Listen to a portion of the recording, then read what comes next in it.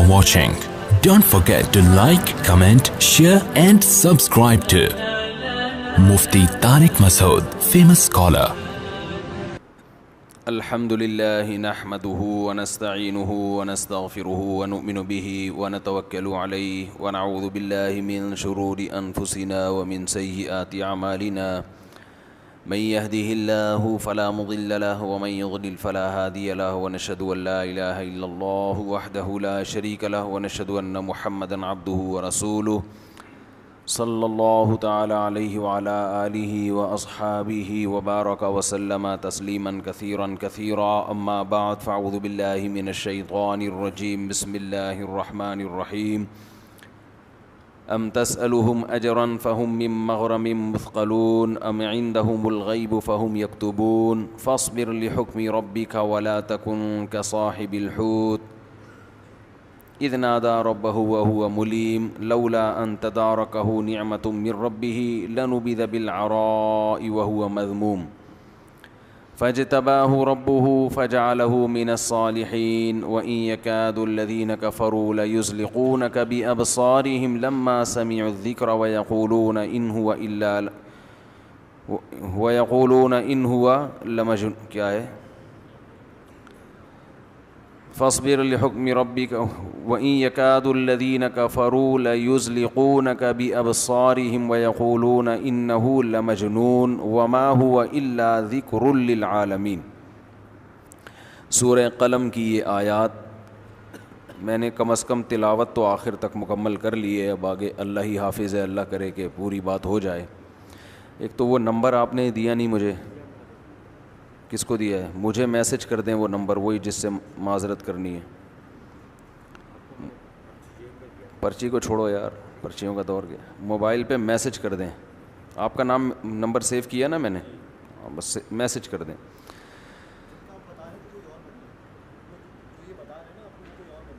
وہ وہی ہے نا جن کو میں نے جن بھوت بولا تھا، ان کی بات کر رہا ہوں. کسی کو میں نے پیار سے جن بھوت بولا تو ڈر لگ رہا ہے کہ وہ دل پہ لے گئے ہیں، تو معذرت کرنی ہے. میں نے ان سے مزاح میں کہا آپ کو عامل بننے کی ضرورت ہی نہیں ہے، آپ بذات خود ایز اے جن کسی پہ آ سکتے ہیں. تو میں نے تو مذاق کیا تھا، لیکن انہیں ناراض نہیں ہوئے، لیکن احتیاطاً میں نے کہا پھر بھی یار ایسا نہ ہو کہ میرے ہی پہ نہ آ جائیں کہیں، تو اس لیے میں ان کا نمبر مانگ رہا ہوں. یہ جو میں نے آیتیں سورہ قلم کی تلاوت کی ہیں، اس میں نبی صلی اللہ علیہ وسلم نے فرمایا، قرآن کہتا ہے نبی کو کہ آپ ان سے کہہ دیجئے کہ میں تم سے اس دعوت پر کوئی پیسوں کا مطالبہ نہیں کر رہا. تو میں نے اس پر یہ بہت لمبا چوڑا بیان کیا تھا کہ جو حق کی دعوت ہے اس میں لالچ نہیں ہونی چاہیے. اگر اس میں آپ لالچ میں آ گئے تو آپ کا ویژن برباد ہوگی. تو پیسے کمائیں، لیکن وہ طریقے سے جو پیسے کمانے کا پراپر طریقہ ہے اس سے کمانا چاہیے. نصیحت کر کے چورن نہ بیچا جائے. جیسے بس میں ایک بندہ چڑھ کے نماز روزے کی ترغیب دیتا ہے اور پھر چورن نکال کے کہتا ہے کہ یہ ہاضمے کا بہترین چورن ہے. تو یہ کام بہت ہی برا ہے، غیر اخلاقی ہے. لوگ اس سے دینداروں سے بدگمان ہوتے ہیں، لیکن لوگوں میں بھی شعور نہیں ہے کہ بھئی دیندار کے بلڈ ٹیسٹ کرنے سے تھوڑی پتہ چلتا ہے کہ یہ دیندار ہے. یہ تو حرکتوں سے پتہ چلتا ہے نا. تو جو یہ حرکتیں کر رہا ہے وہ دیندار ہے ہی نہیں، تو آپ دینداروں سے بدگمان کیوں ہو رہے ہو بھائی؟ کوئی داڑھی والا آپ نے دیکھا چوری کی ہے اس نے، اب آپ دینداروں سے بدگمان، یار یہ داڑھی والے کیا ہوتے ہیں چور. ابے بھائی تو اسلام میں صرف داڑھی تھوڑی ہے، چوری سے بچنا بھی تو ہے نا. تو دیندار کہاں سے ہو گیا وہ؟ تو یہ بڑا مسئلہ ہے ہمارے معاشرے میں. تو چورن بیچنا مذہب کے نام پہ، لوگوں کی جیبوں پہ نظر رکھنا، لوگوں سے لالچ کرنا، یہ اللہ کو پسند نہیں ہے. اور دیکھو یہ تو میں بہت لمبی پچھلے 2 درسوں میں بات کر چکا ہوں. یہ بات کہنا بھی آسان، سننا بھی آسان، عمل کرنا بڑا مشکل ہے. انسان لالچ میں آتا ہے. لیکن میں آپ کو لالچ سے بچنے کا ایک خاندانی طریقہ بتاتا ہوں.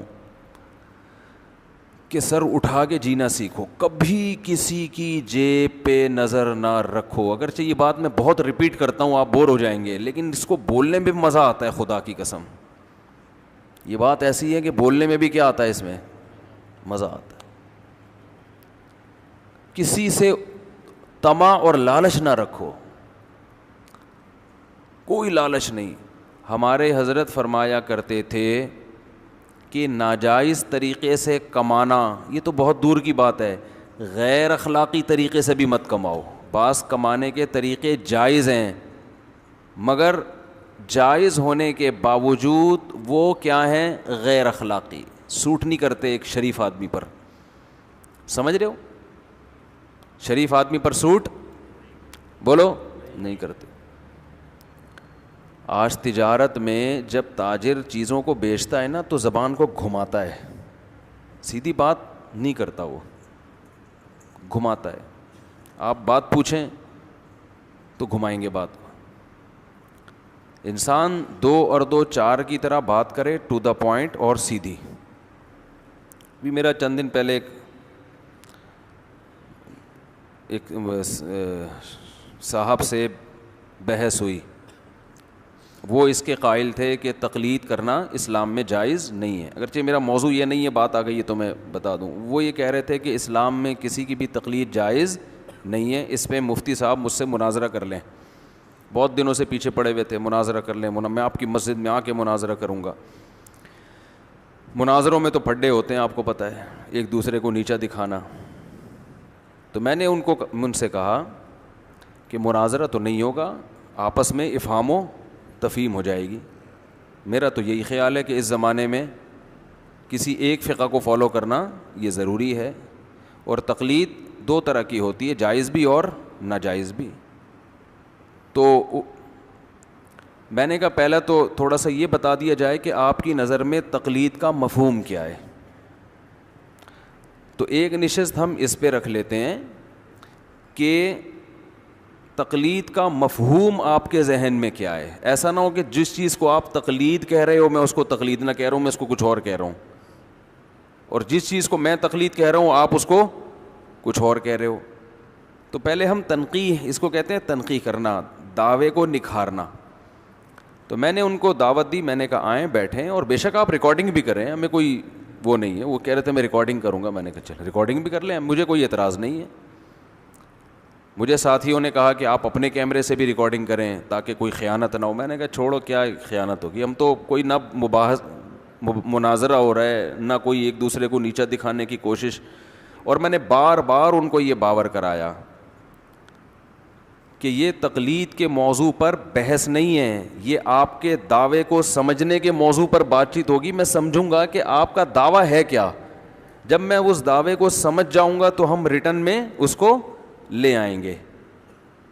تو پھر ہم اس پہ اگلی نشست رکھ لیں گے کہ اگر ہو سکتا ہے میں اس دعوے سے پہلے ہی متفق ہوں تو ہمیں نشست کی ضرورت نہیں ہے, اور اگر میں متفق نہ ہوا تو اگلی نشست پھر ہم رکھیں گے, اس میں آپ لائیو کیمرے بھی لگائیں, ہم بھی لگا دیں گے کہ میں کہوں گا بھائی آپ کا دعویٰ کیا ہے, غلط ہے, اس پہ قرآن و سنت سے یہ دلائل ہیں, اور آپ کہیں گے جی ہمارا دعویٰ صحیح ہے, اس پہ قرآن و سنت سے یہ دلائل ہے. اگر مجھے آپ کے دلائل صحیح لگے میں مان جاؤں گا, آپ کو میرے دلائل صحیح لگے تو آپ مان جائیں, نہیں بھی مانے تو جو لائیو دیکھ رہے ہیں وہ تو مان جائیں گے میں کون صحیح ہے کون غلط. لیکن مجھے بہت افسوس ہوتا ہے کہ شاید مقصد یہ تھا کہ ویورز بڑھانا یا مفتی صاحب کو غصہ دلانا, جب غصہ آ جائے تو دیکھیں یہ ہو کیا رہا ہے, ٹھیک ہے نا, ان کو تو مناظرہ نہیں کرنا آتا, حالانکہ مناظرہ ہی نہیں تھا وہ. تو میں نے ان سے سوال پوچھا, وہ اپلوڈ ہو گیا ان کے چینل پہ. میں نے ان سے سوال پوچھا کہ مجھے صرف اتنا بتا دیں کہ تقلید آپ کس عمل کو کہتے ہیں. تو انہوں نے مجھے بتایا کہ تقلید کہتے ہیں بغیر دلیل کسی کی بات کو ماننا. ٹھیک ہے بھائی, اسی کو کہتے ہیں. میں نے کہا اب آپ کا دعویٰ کیا ہے, بغیر دلیل اگر کوئی کسی کی بات کو بھی فالو کر لیتا ہے, مان لیتا ہے, تو یہ جائز ہے یا ناجائز؟ انہوں نے کہا کہ ناجائز ہے. میں نے کہا اگر کوئی صحابہ کی بات کو مان لے بغیر دلیل کے, انہوں نے کہا یہ بھی ناجائز ہے. اچھی بات ہے بھائی. تو میں نے کہا کہ مصنف ابن ابی شیبہ میں اور عبد الرزاق میں بہت سے صحابہ کے فتاوی ہیں جن میں ایک شخص آیا. ابھی میرا مقصد ان کو نیچا دکھانا نہیں ہے, ان کو یہ بتانا نہیں ہے کہ آپ غلط کہہ رہے ہیں. میرا مقصد یہ کہ آپ کا دعویٰ نکھرے تو صحیح. آپ ہو سکتا ہے آپ اپنے دعوے کو ڈیفائن نہ کر پا رہے ہو نا. میں نے کہا بہت ساری فتاویٰ ہیں حدیث میں, کتابوں میں, کہ ایک تابعی آئے صحابی سے, انہوں نے حلال حرام کا مسئلہ پوچھا کہ یہ حلال ہے یا حرام ہے. انہوں نے بتا دیا کہ حلال ہے یا حرام. نہ انہوں نے دلیل پوچھی نہ انہوں نے دلیل دی, اور وہ چلے گئے.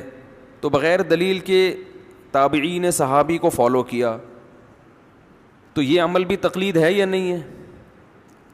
کیونکہ آپ یہ دعویٰ کر رہے ہیں کہ تقلید کہتے ہیں بغیر دلیل کے کسی کو فالو کرنا, تو یہ عمل تقلید ہوا کہ نہیں ہوا؟ اگر یہ تقلید ہے تو آپ کہہ رہے ہیں یہ جائز نہیں ہے. اگر تقلید نہیں ہے تو کیوں نہیں ہے؟ ڈیفینیشن تو اس پہ صادق آ رہی ہے تقلید کی. یا آپ فرق کرتے ہیں کہ یہ والی تقلید جائز ہے وہ والی جائز نہیں ہے, تو وہ فرق کیا ہے ہمیں بتا دیں. 3 گھنٹے برباد ہوئے ہیں, مگر اس سوال کا جواب کم از کم میری رائے یہ ہے کہ مجھے نہیں ملا. ہو سکتا ہے میں اتنا بڑا جاہل ہوں, اتنا بڑا بیوقوف ہوں کہ مجھے انہوں نے دے رہے ہوں مجھے سمجھ میں نہ آ رہا ہو, یہ بھی ممکن ہے. تو وہ جواب میں یہ فرمانے لگے کہ کیونکہ وہ مناظرہ انہوں نے ڈال دیا ہے نا, تو مجھے بھی تو حق ہے نا کہ میں اس کی حقیقت بیان کروں, کیونکہ اس پہ نیچے لوگ بہت برا بلا کہہ رہے ہیں مجھے کہ مفتی صاحب کو غصہ آ رہا ہے, مفتی صاحب تقلید پر دلائل نہیں دے رہے. یہ نیچے کمنٹس ہیں لوگوں کو. مفتی صاحب قرآن کی آیتیں نہیں پڑھ رہے, مفتی صاحب کوئی ریفرنس نہیں دے رہے. بھائی ہم قرآن کی آیتیں بھی پڑھیں گے, ہم ریفرنس بھی دیں گے, جب بات شروع ہوگی, بات اس پہ شروع ہوگی کہ آپ کا دعویٰ صحیح ہے یا غلط ہے. پہلے دعویٰ تو سامنے آئے. لیکن وہ کیا ہے, وہ انہوں نے فوراً قرآن کی آیتیں پڑھنا شروع کر دیں. وَلَا تَقْفُ مَا لَيْسَ لَكَ بِهِ عِلْمٌ, جس چیز کا علم نہیں ہے اس کو فالو مت کرو. بہت زبردست آیت ماشاء اللہ. تو یہ جو تابعین نے صحابی کو فالو کیا, یہ کیا تھا پھر؟ تو وہ پھر کہنے لگے کہ قرآن کی آیتوں کی جتنی مفسرین نے تفسیریں بیان کی ہیں یہی تفسیر ہے. میں نے کہا بھائی تفسیروں کو ایک طرف رکھیں آپ, ابھی بات یہ ہو رہی ہے کہ آپ کا دعویٰ کیا ہے. اگر آپ تقلید کی یہ تعریف کرتے ہیں کہ بغیر دلیل کسی کو فالو کرنا, تو تابعین نے جو صحابہ کو بغیر دلیل کے فالو کیا اس پہ قرآن کی پھر یہ آیت فٹ آ رہی ہے نا. انہوں نے تو قرآن کی دھجیاں اڑا دیں, پھر مخالفت کی. جب انہوں نے قرآن کی مخالفت کی ہے تو آپ قرآن کی کوئی ایسی تفسیر بیان کریں کہ صحابہ کے اس عمل کو قرآن کے خلاف یہ نہ جائے. پھر وہی تفسیر بیضاوی میں لکھا ہے, تفسیر ابن کثیر میں بھی لکھا ہے, فلانی میں بھی لکھا ہے. تو مجھے غصہ آ گیا, میں نے کہا بھائی بھاڑ میں جائے یار, بات کیا ہو رہی ہے. تو 1.5-2 گھنٹے, اور نیچے لوگوں کے کمنٹس آ رہے ہیں کہ بھائی وہ سامنے والے تو دلائل پہ دلائل دیے جا رہے ہیں, قرآن کی آیتیں اور ریفرنس اور تفسیروں کی کتابیں, اور مفتی صاحب نے اب تک ایک آیت بھی نہیں پڑھی اور اب تک ایک کتاب کا حوالہ بھی نہیں دیا. تو اور پھر جب ظاہر ہے میں درجنوں کام تھے, تھک ہار کے انسان بیٹھا ہو, اور پہلے یہ کئی بار بات ہو چکی ان سے کہ ابھی میں آپ کو سمجھوں گا آپ کا دعویٰ ہے کیا. بحث نہیں ہوگی, دلائل کی بات نہیں ہوگی. ابھی تو یہ ہے کہ آپ کا دعویٰ ہے کیا. اگر یہ تقلید ہے اور اس کو ناجائز کہتے ہیں تو صحابہ میں جو ہوا یہ کیوں جائز ہے پھر؟ یا تو اس کو جائز بولیں یا ناجائز بولیں, تو سمجھ میں تو آئے نا کہ آپ کا دعویٰ ہے کیا. نہیں. پھر وہ مجھے کہنے لگے کہ آپ مصنف ابن ابی شیبہ میں ایسی حدیثیں دکھائیں جن میں تابعین نے صحابہ سے مسئلہ پوچھا ہو اور صحابی نے بغیر دلیل کے بتایا اور تابعین نے اس کو فالو کیا, اس کا حوالہ دیں. میں نے کہا میں حوالہ دوں گا اس کا, آپ کہیں کہ ایسا نہیں ہے, مصنف ابن ابی شیبہ میں ایسا نہیں ہے. آپ انکار کریں تو میں حوالہ دوں گا, کیونکہ میں تو یہاں کتابیں لے کے نہیں بیٹھا, میں تو مناظرے کے لیے آیا ہی نہیں ہوں نا. آپ کہیں کہ حدیث کی کتابوں میں ایسا نہیں ہے. انہوں نے کہا نہیں, میں انکار نہیں کر رہا. جب آپ مان رہے ہیں تو مجھے حوالہ دینے کی کیا ضرورت ہے؟ تو فرمانے لگے کہ حدیث میں آتا ہے کہ جو دلیل دیتا ہے نا, اس جو دعویٰ کرتا ہے اس کے ذمے دلیل ہوتی ہے. تو آپ نے دعویٰ کیا کہ حدیث کی کتابوں میں ایسے فتوے ہیں کہ صحابی کی بات کو تابعین نے مانا بغیر دلیل کے. اگر کہہ رہی آپ دعویٰ کر رہے ہیں نا ایسے فتوے ہیں, تو آپ دلیل پیش کریں, کتاب میں دکھائیں کہاں ہیں. مدعی کے ذمے دلیل پیش کرنا ہوتا ہے. میں نے ان سے عرض کیا مدعی کے ذمے اس وقت دلیل پیش کرنا ہے جب مدعا علیہ انکار کرے. جب انکار نہیں کر رہا تو حدیث میں کہیں نہیں ہے کہ پھر بھی دلیل پیش کرو. پھر میں مثال دے رہا ہوں کہ اس آدمی پہ میں نے دعویٰ کیا اس نے 1,00,000 روپے میرے کھائے ہیں, یہ کہہ رہے ہیں ہاں کھائے ہیں, تو مجھے کیا ضرورت ہے دلیل پیش کرنے کی؟ یہ بھی وہ کہہ رہا ہے بھائی میں مان رہا ہوں. میں نے کہا آپ کہیں کہ نہیں ہے تاکہ ٹائم بچے نا, ٹو دا پوائنٹ بات ہو. میں گھر میں جاؤں گا کتابیں اٹھا کے لاؤں گا, نہ میں اس تیاری کے ساتھ بیٹھا ہوں, نہ میں بحث کرنے کے لیے نہ مناظرہ کرنے کے لیے. تو انہوں نے کہا کہ قرآن میں آتا ہے ہاتھو برہانکم ان کنتم صادقین. قرآن پہ آیتیں پڑھ رہے ہیں, ہاتھو برہانکم ان کنتم صادقین, تم دلیل لے کر آؤ اگر تم سچے ہو. میں نے کہا خود اس قرآن کی آیت سے پتہ چل رہا ہے کہ جو انکار کرے گا اس کے ذمہ دلیل. میں نے کہا قرآن یہ مشرکین سے مطالبہ کر رہا ہے کہ دلیل لے کر آؤ, کیونکہ مشرکین قرآن کی باتوں کا کیا کر رہے ہیں؟ انکار. جو انکار نہیں کر رہے ان سے قرآن تھوڑی دلیل مانگ رہا ہے. قرآن کہہ رہا ہے تم نے ایک دعویٰ کیا ہے, ہم نہیں مانتے اس دعوے کو, تم اس پہ دلیل لے کر آؤ. تو خام خقی ایک بحث. پھر ظاہر ہے انسان کو جب فضول بات ہوتی ہے تو مجھے غصہ بھی آیا پھر اس پہ, تو میں نے تھوڑا سا تیز لہجے میں بات بھی کی, تو وہ بھی پھر نیچے کمنٹس, وہ بھی مناظرہ میں مفتی صاحب کو غصہ آ گیا, مناظرہ ہو رہا ہے دلیل دے نہیں رہے, اب تو ہمیں اور پکا یقین ہو گیا ان کے پاس کوئی دلیل نہیں ہے. تو بھتنگڑ بن گیا بات کا. تو یہ مجھے صفائی کا تو حق ہے نا کہ ہوا کیا ہے. جب دلائل سے بات ہوگی انشاءاللہ دلائل کے امار لگائیں گے, ٹھیک ہے نا. اور میں ان سے کہہ رہا ہوں تو چھوڑو پھر بات کا پھر بتنگڑ بنے گا. میرا مقصد ان کی توہین نہیں ہے. وہ بحث بڑے اچھے انداز میں ختم ہوئی. میں نے ان کو 4 شادیوں کی ترغیب دی, ٹھیک ہے نا. میں نے کہا میں آپ کو جہنمی نہیں سمجھتا, آپ کو یہ سمجھ میں آ رہا ہے, ٹھیک ہے کریں آپ.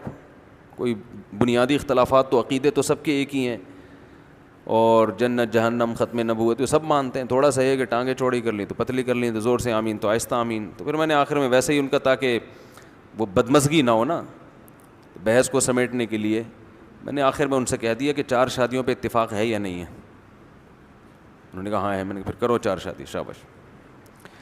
تو وہ جو کسی کی بھی نظر سے وہ مناظرہ گزرے نا, تو جب تک اس کے سامنے یہ حقیقت نہیں ہوگی نا کہ طے کیا ہوا تھا, جس کے سامنے حقیقت نہیں ہے وہ مجھے برا بھلا کہے گا اس میں کہ مفتی صاحب دیکھو جان چھڑا رہے ہیں, بحث سے ہٹ رہے ہیں, وہ دلائل پہ دلائل دے رہا ہے, یہ ایک بھی دلیل نہیں دے رہے, اور یہ غصے میں بھی آ رہے ہیں, آواز بھی اونچی ہو رہی ہے. تو وہ سب اس وجہ سے ہو رہی ہے کہ بات آپ سے ابھی شروع ہوئی نہیں ہے. آپ اس کا ٹو دا پوائنٹ جواب دیں. وہ کہہ رہے ہیں کہ تابعی جو صحابی سے پوچھ رہے ہیں نا مسئلہ, تو اس کی دلیل ہے قرآن میں آتا ہے فاسألوا اہل الذکر ان کنتم لا تعلمون, اہل علم سے پوچھو اگر تمہیں علم نہیں ہے. تو اس لیے وہ جائز عمل ہے, اس لیے وہ کیا ہے جائز. تو میں نے کہا بغیر دلیل کے انہوں نے پوچھا, انہوں نے بغیر دلیل کے جواب دیا, ٹھیک ہے نا. تو اس کا جواب دیں. تو وہ بس ایسی جیسے مرغے نہیں لڑ رہے ہوتے آپس میں. تو مجھے اندازہ ہوا کہ یہ حساب صحیح نہیں ہے, تو ویورشپ تو بڑھ جاتی ہے اس سے. بہرحال پھر بھی میرے لیے قابل احترام ہے, دوبارہ بھی آنا چاہیں گے تو منع نہیں کریں گے, لیکن پھر میری بھی غلطی ہے کہ مجھے اسی پہ قائم رہنا چاہیے. میں نے پھر شادیاں اور یہ ادھر ادھر دائیں بائیں, تو وہ اگر کوئی سنے نا وہ, تو یہ میری پوری تقریر سننے کے بعد سنے. وہ اول تو ضرورت نہیں ہے, دماغ خراب ہونے کے علاوہ کچھ بھی حاصل نہیں ہوگا, ٹائم ویسٹنگ. تو نہ وہ مناظرہ تھا, نہ وہ بحث تھی, نہ ڈیبیٹ تھی. وہ یہ تھا کہ آپ کا دعویٰ ہے کیا, آپ کا دعویٰ ہے کیا. پھر آخر میں انہوں نے مجھ سے پوچھا میرا دعویٰ کیا ہے. میں نے کہا میرا دعویٰ یہ ہے کہ تقلید اور اتباع ایک ہی چیز کے 2 نام ہیں. اس پہ دلائل تو پھر بعد میں دیں گے نا, اس پہ تو ہم دھڑا دھڑ دلائل دیں گے انشاءاللہ. وہ پھر بزرگوں کے حوالے دینا شروع کرتے ہیں. آپ کے فلاں بزرگ نے لکھا کہ تقلید الگ چیز ہے, اتباع. بزرگوں کو ابھی کیا لگاؤ سائڈ پہ, مناظرے میں بزرگ نہیں آتے ہیں. جب بات ہو رہی ہے تو قرآن و سنت سے ہوگی. تو بزرگوں نے تو لکھا, میں نے ان سے کہا گورنمنٹ کی طرف پہ سے لکھنے پر کوئی پابندی نہیں ہے. ہم دیکھ رہے ہیں کہ قرآن نے جس لفظ کو اتباع کہا ہے وہی تقلید ہے. تو اس کی 2 قسمیں, ایک تقلید علی وجہ البصیرہ اور ایک اندھی تقلید. تو قرآن نے دونوں تقلیدوں, پہلے تو میں بات ہو گئی ہے تو کمپلیٹ کر لوں. اتباع کہتے ہیں کسی کو فالو کرنا, دلیل سے فالو کرنا دلیل کی اتباع کہلائے گا, بندے کی اتباع نہیں کہلائے گا. قرآن کہہ رہا ہے اتبع سبیل من اناب الیہ, اس سے راستے کی اتباع کرو جو میرے راستے پہ چل رہا ہے. کیا مطلب؟ جو اللہ کے راستے پہ چل رہا ہے اس کا برحق ہونا دلیل سے ثابت ہو گیا. جب اس کا برحق ہونا دلیل سے ثابت ہو گیا تو اس کو فالو کرنے کے لیے الگ سے کسی دلیل کی ضرورت نہیں ہے کہ ہر چیز پہ آپ اس سے دلیل پوچھیں. تو مجتہدین کا برحق ہونا اجماع امت سے ثابت ہے. اب ایک عامی آدمی اگر مجتہد کو فالو کرتا ہے تو یہ وہ اتباع ہے جس کا قرآن نے ذکر کیا ہے. اگر آپ یہ کہتے ہیں کہ اتباع دلیل سے ہوتی ہے اور جو بغیر دلیل کے ہو وہ تقلید ہے, تو اشکال سب سے بڑا یہ ہوتا ہے کہ قرآن کہتا ہے وَإِذَا قِيلَ لَهُمُ اتَّبِعُوا مَا أُنزِلَ إِلَيْكُمْ, کہ جو اللہ نے قرآن نازل کیا ہے اس کی اتباع کرو, تو یہ کہتے ہیں بل نتبع ما وجدنا علیہ آباءنا, جس پر ہم نے اپنے باپ دادا کو پایا نا ہم اس کی اتباع کریں گے. تو باپ دادا پہ جس چیز پہ انہوں نے پایا اس کی دلیل سے اتباع کر رہے تھے بغیر دلیل کے. لیکن قرآن نے اس بغیر دلیل کے فالو کرنے کو کیا کہا ہے؟ اتباع. لیکن فرق کیا ہے؟ قرآن نے کہا اولو کان آباؤہم لا یعقلون شیئا ولا یہتدون, تمہارے اب باپ دادا کے دماغ میں نہ کھوپڑی میں نہ دماغ ہے اور نہ ان کے پاس علم ہے, پھر بھی ان کی اتباع کرو گے. تو قرآن ان کے بے دلیل کسی کو فالو کرنے کو منع نہیں کر رہا, قرآن ان کے بے دلیل ایسے شخصیت کو فالو کرنے کو منع کر رہے جن کا خود برحق ہونا دلائل سے ثابت نہیں ہے. تو جب کسی کا برحق ہونا دلائل سے ثابت ہو جائے تو پھر اس کی تقلید کرنا جو اتباع ہی ہے, ایک ہی چیز کے دو نام ہیں, وہ پھر اندھی تقلید نہیں ہے. تو تابعی نے صحابی سے سوال پوچھا حلال ہے حرام ہے, صحابی نے جواب دے دیا, نہ انہوں نے دلیل پوچھی نہ دلیل دی, تو یہ جائز تقلید ہے. اس لیے کہ یہ کسی جاہل کی نہیں ہو رہی, یہ صحابی کی ہو رہی ہے جن کا علم اس تابعی سے زیادہ ہے. تو ایک عامی آدمی اگر کسی مجتہد کی تقلید کرتا ہے, جس کو آپ بھی مجتہد مانتے ہو میں بھی مانتا ہوں, جس کے برحق ہونے پر اجماع ہو چکا ہے, تو ایسے شخص کی تقلید اتباع ہی ہے. یہ آپ اس کو نام چینج کر دیں, اتباع کہہ دیں. ایسے کو فالو کرنا کیا ہے؟ جائز ہے. یہ فالو کا لفظ انگلش میں آسان ہے, جو دونوں پہ صادق آتا ہے. آپ کو اگر یہ اس لفظ سے چڑھے تو ہم بھائی امام حنیفہ کے مقلد ہیں, ہم ان کے متبع ہیں, ختم ہو گئی بات, ٹھیک ہے نا. اس میں کیا جا رہا ہے؟ ہاں یہ دعویٰ ان کو یہ کرنا چاہیے تھا کہ قرآن و سنت کے خلاف کسی کی تقلید کیا ہے؟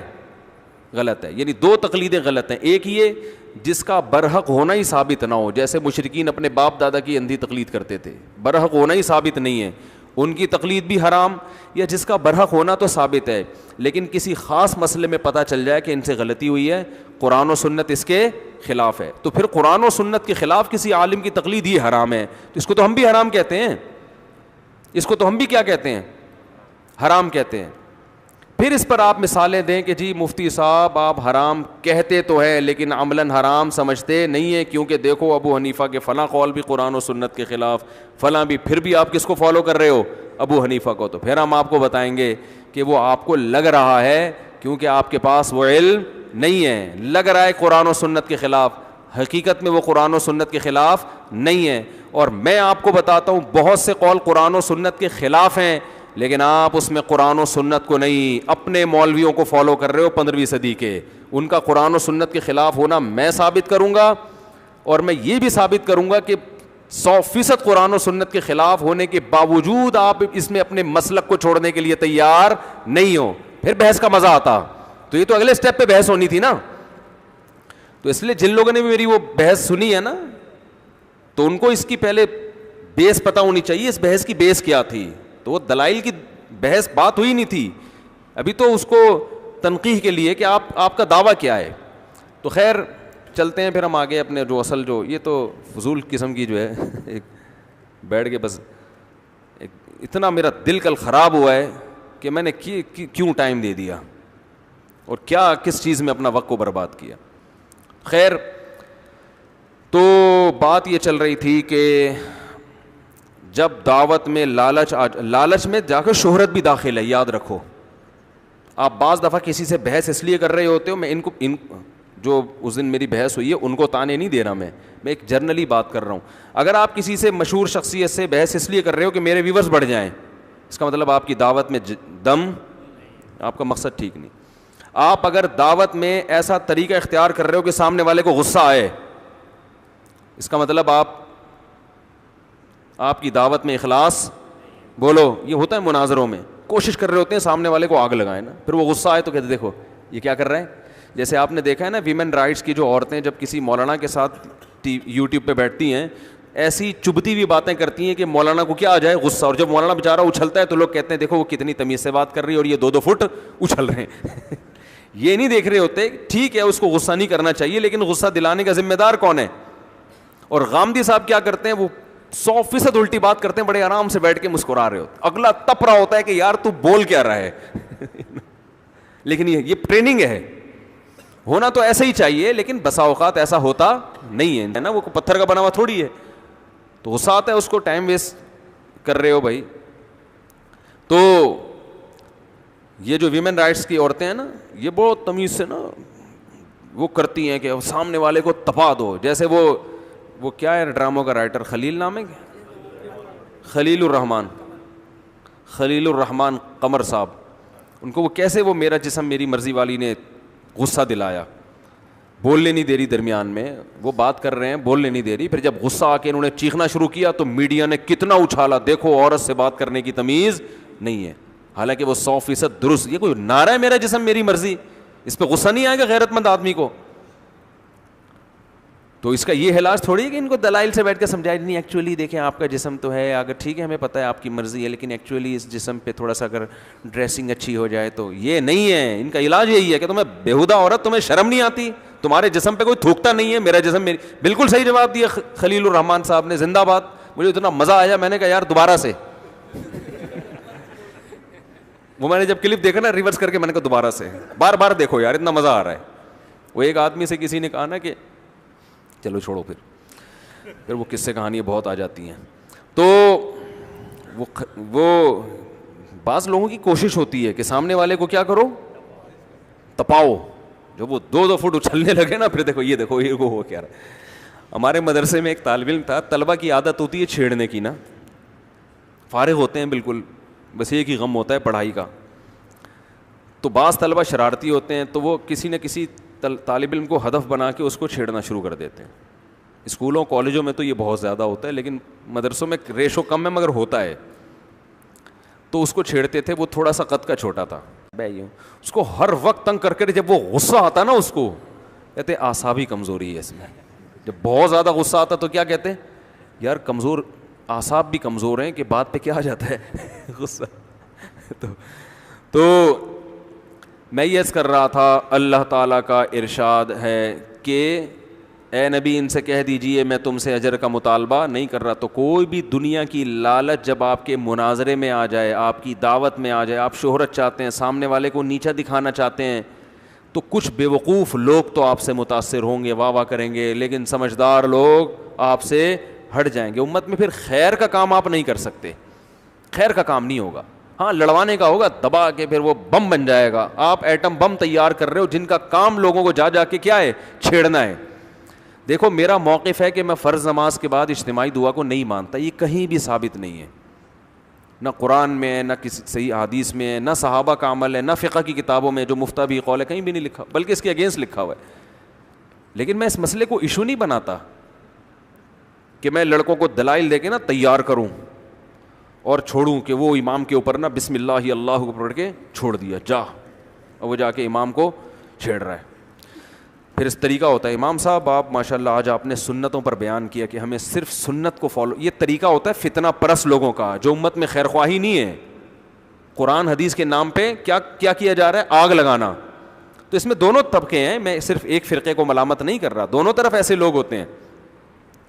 تو جا کے کیا کیا, اب جا کے مفتی طارق مسعود صاحب کا بیان سنا, جا کے اس کو جناب جا کے اور کچھ دلائل سن لیے, تو جا کے امام صاحب کو چھیڑا, جس کے پیچھے 20 سال سے نماز پڑھ رہے ہیں, جس کا ادب آپ پر واجب تھا.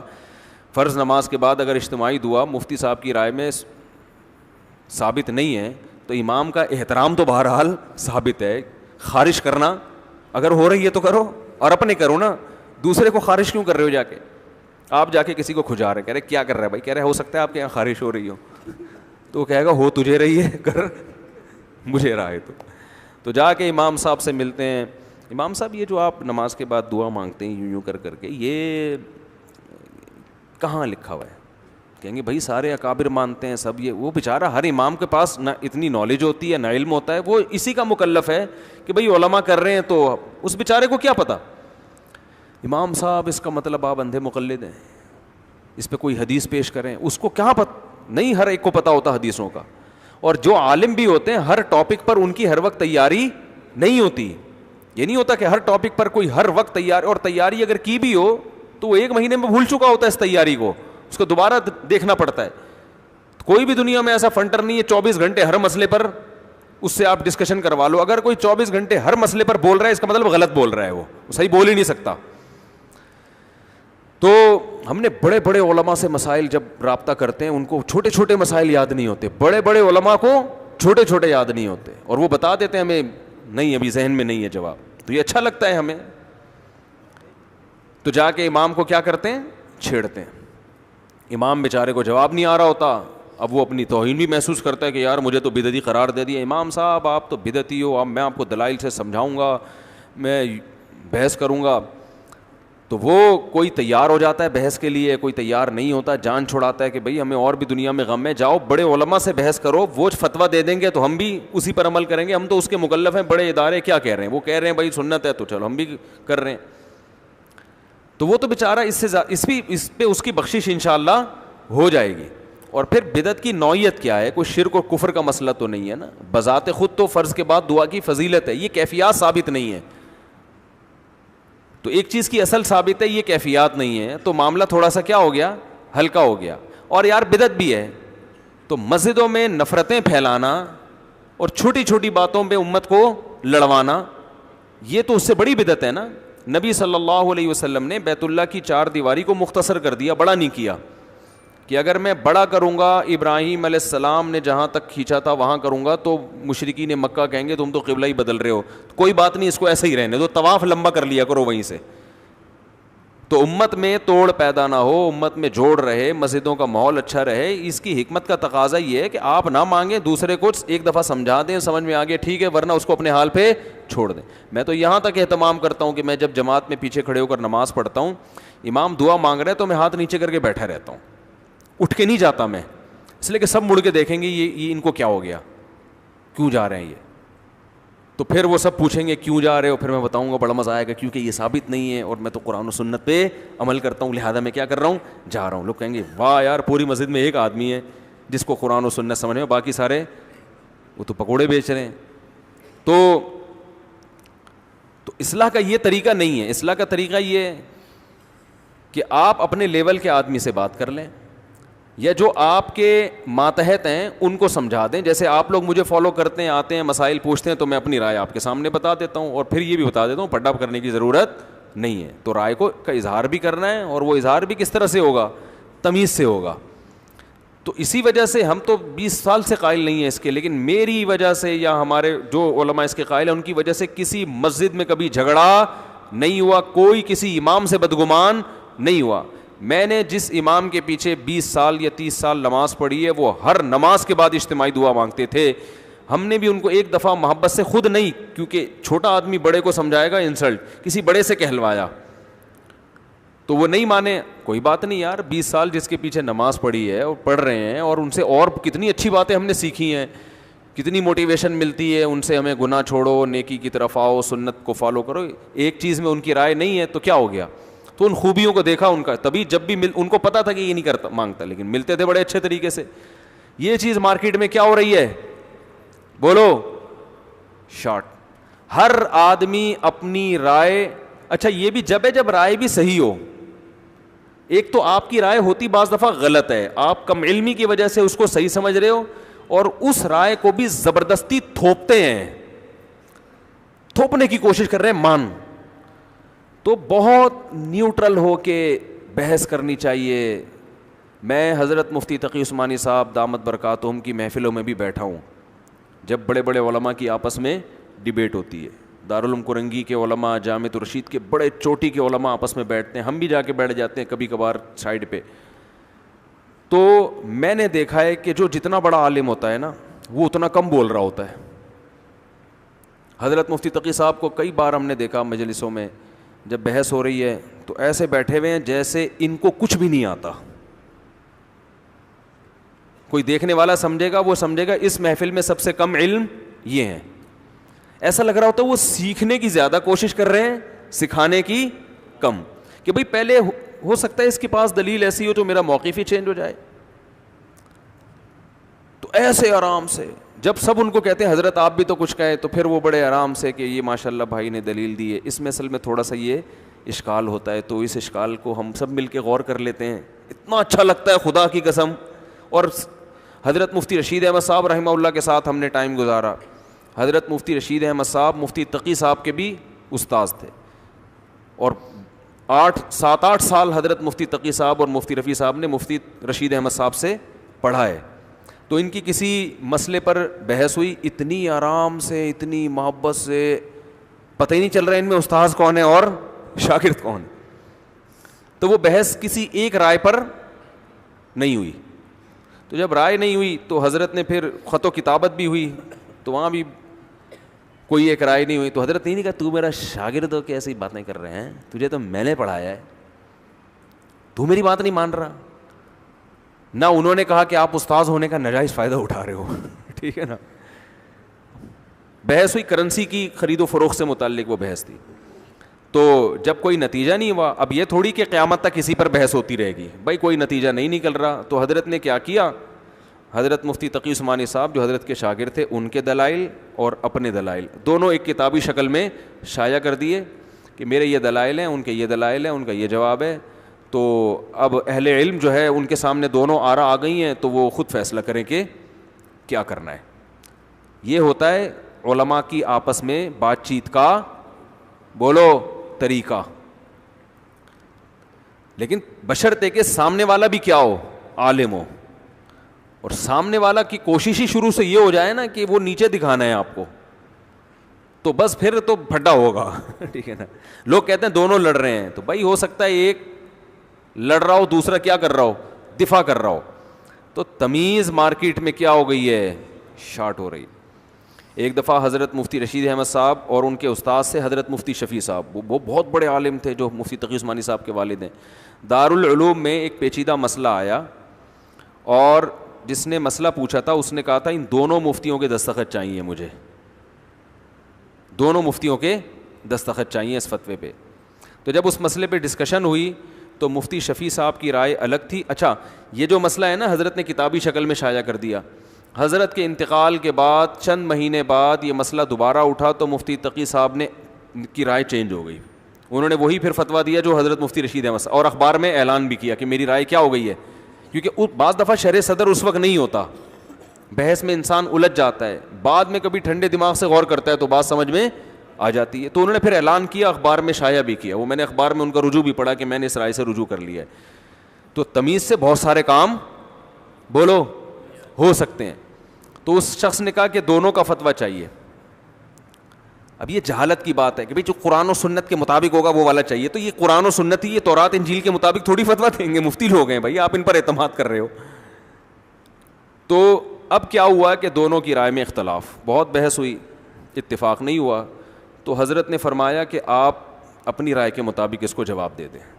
میں شاگرد ہوں, میری رائے میں غلطی کا امکان زیادہ ہے, تو آپ اپنی رائے کے مطابق. تو انہوں نے کہا کہ نہیں, میں یہ ذمہ داری نہیں لیتا, ہو سکتا ہے میری رائے غلط ہو. آپ یعنی وہ بھی تو بڑے عالم تھے مفتی رشید احمد صاحب کے, آپ کو جب اتفاق نہیں ہو رہا تو میں اپنے کندھے پہ رکھ کے بندوق کیوں چلاؤں. تو میں دستخط نہیں کروں گا, لیکن آپ اپنی رائے کے مطابق جواب دیں اور اس پہ سائن کر دیں. میں سائن نہیں کروں گا کیونکہ میرا سائن اس تو علامت ہے نا کہ میں اس سے متفق ہوں. تو میں متفق نہیں ہوں, لیکن آپ جواب لکھیں. وہ کہہ رہے نہیں آپ جواب لکھیں, میں سائن نہیں کروں گا, سائن آپ کریں گے. اب مستفتی کو تو جواب دینا ہے نا. جب اتفاق نہیں ہو رہا تو بھائی دونوں میں سے کوئی مفتی بھی رائے دے دے تو عامی آدمی کے پاس اس سے زیادہ اس کا مکلف نہیں ہے وہ.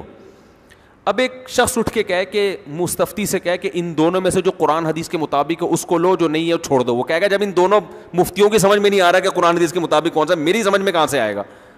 ایسے موقع پہ تقلید کے علاوہ آپ کے پاس کوئی راستہ ہوتا ہی نہیں ہے. ابو حنیفہ امام شافعی کا اختلاف ہوا, دونوں کے پاس حدیثیں تھیں, آپ کو ان میں جس کا قول حدیث کے مطابق ہو اس کو لے لو. ابے بھائی یہی تو فیصلہ نہیں ہو پا رہا کہ کس کا قول حدیث کے مطابق ہے. اب اختلاف ہو گیا ہے تو اب اس میں عوام فیصلہ نہیں کرے گی, عوام کے پاس وہ صلاحیت نہیں ہے. وہ ابو حنیفہ شافعی نہیں کر سکے, تم کہاں سے کرو گے؟ عوام اب ایک کو فالو کرے گی, دوسرے پہ تان و تشنیع نہیں کرے گی, فالو تو ایک ہی کو کرے گی نا. تو ان مسائل میں تقلید ہوتی ہے, اور ان مسائل میں تقلید کے علاوہ آپ کے پاس کوئی آپشن نہیں ہے. اور اس میں اہل حدیث کے عوام بھی اپنے علماء کی تقلید ہی کر رہی ہوتی ہے, 100% تقلید کر رہی ہوتی ہے. یہ ناممکن ہے کہ وہ تقلید نہ کرے. تو خیر اب کیا مسئلہ ہے, تو حضرت نے کہا کہ آپ لکھ دیں, انہوں نے کہا آپ لکھ دیں. 3-4 دن گزر گئے اسی کشمکش میں, دوسرے کی رائے کو اپنی رائے پہ کیا دے رہے ہیں, ترجیح دے رہے ہیں. 3 دن کے بعد حضرت مفتی شفیع صاحب کی رائے تبدیل ہو گئی. انہوں نے فرمایا مجھے آپ کی رائے پر اطمینان ہو گیا. تو پھر دونوں کے اتفاق سے فتویٰ کیا. ہم نے یہ منظر بارہا اپنے بڑوں میں, علماء میں دیکھا ہے کہ جب رائے کا اختلاف ہو رہا ہے تو بھائی فتویٰ,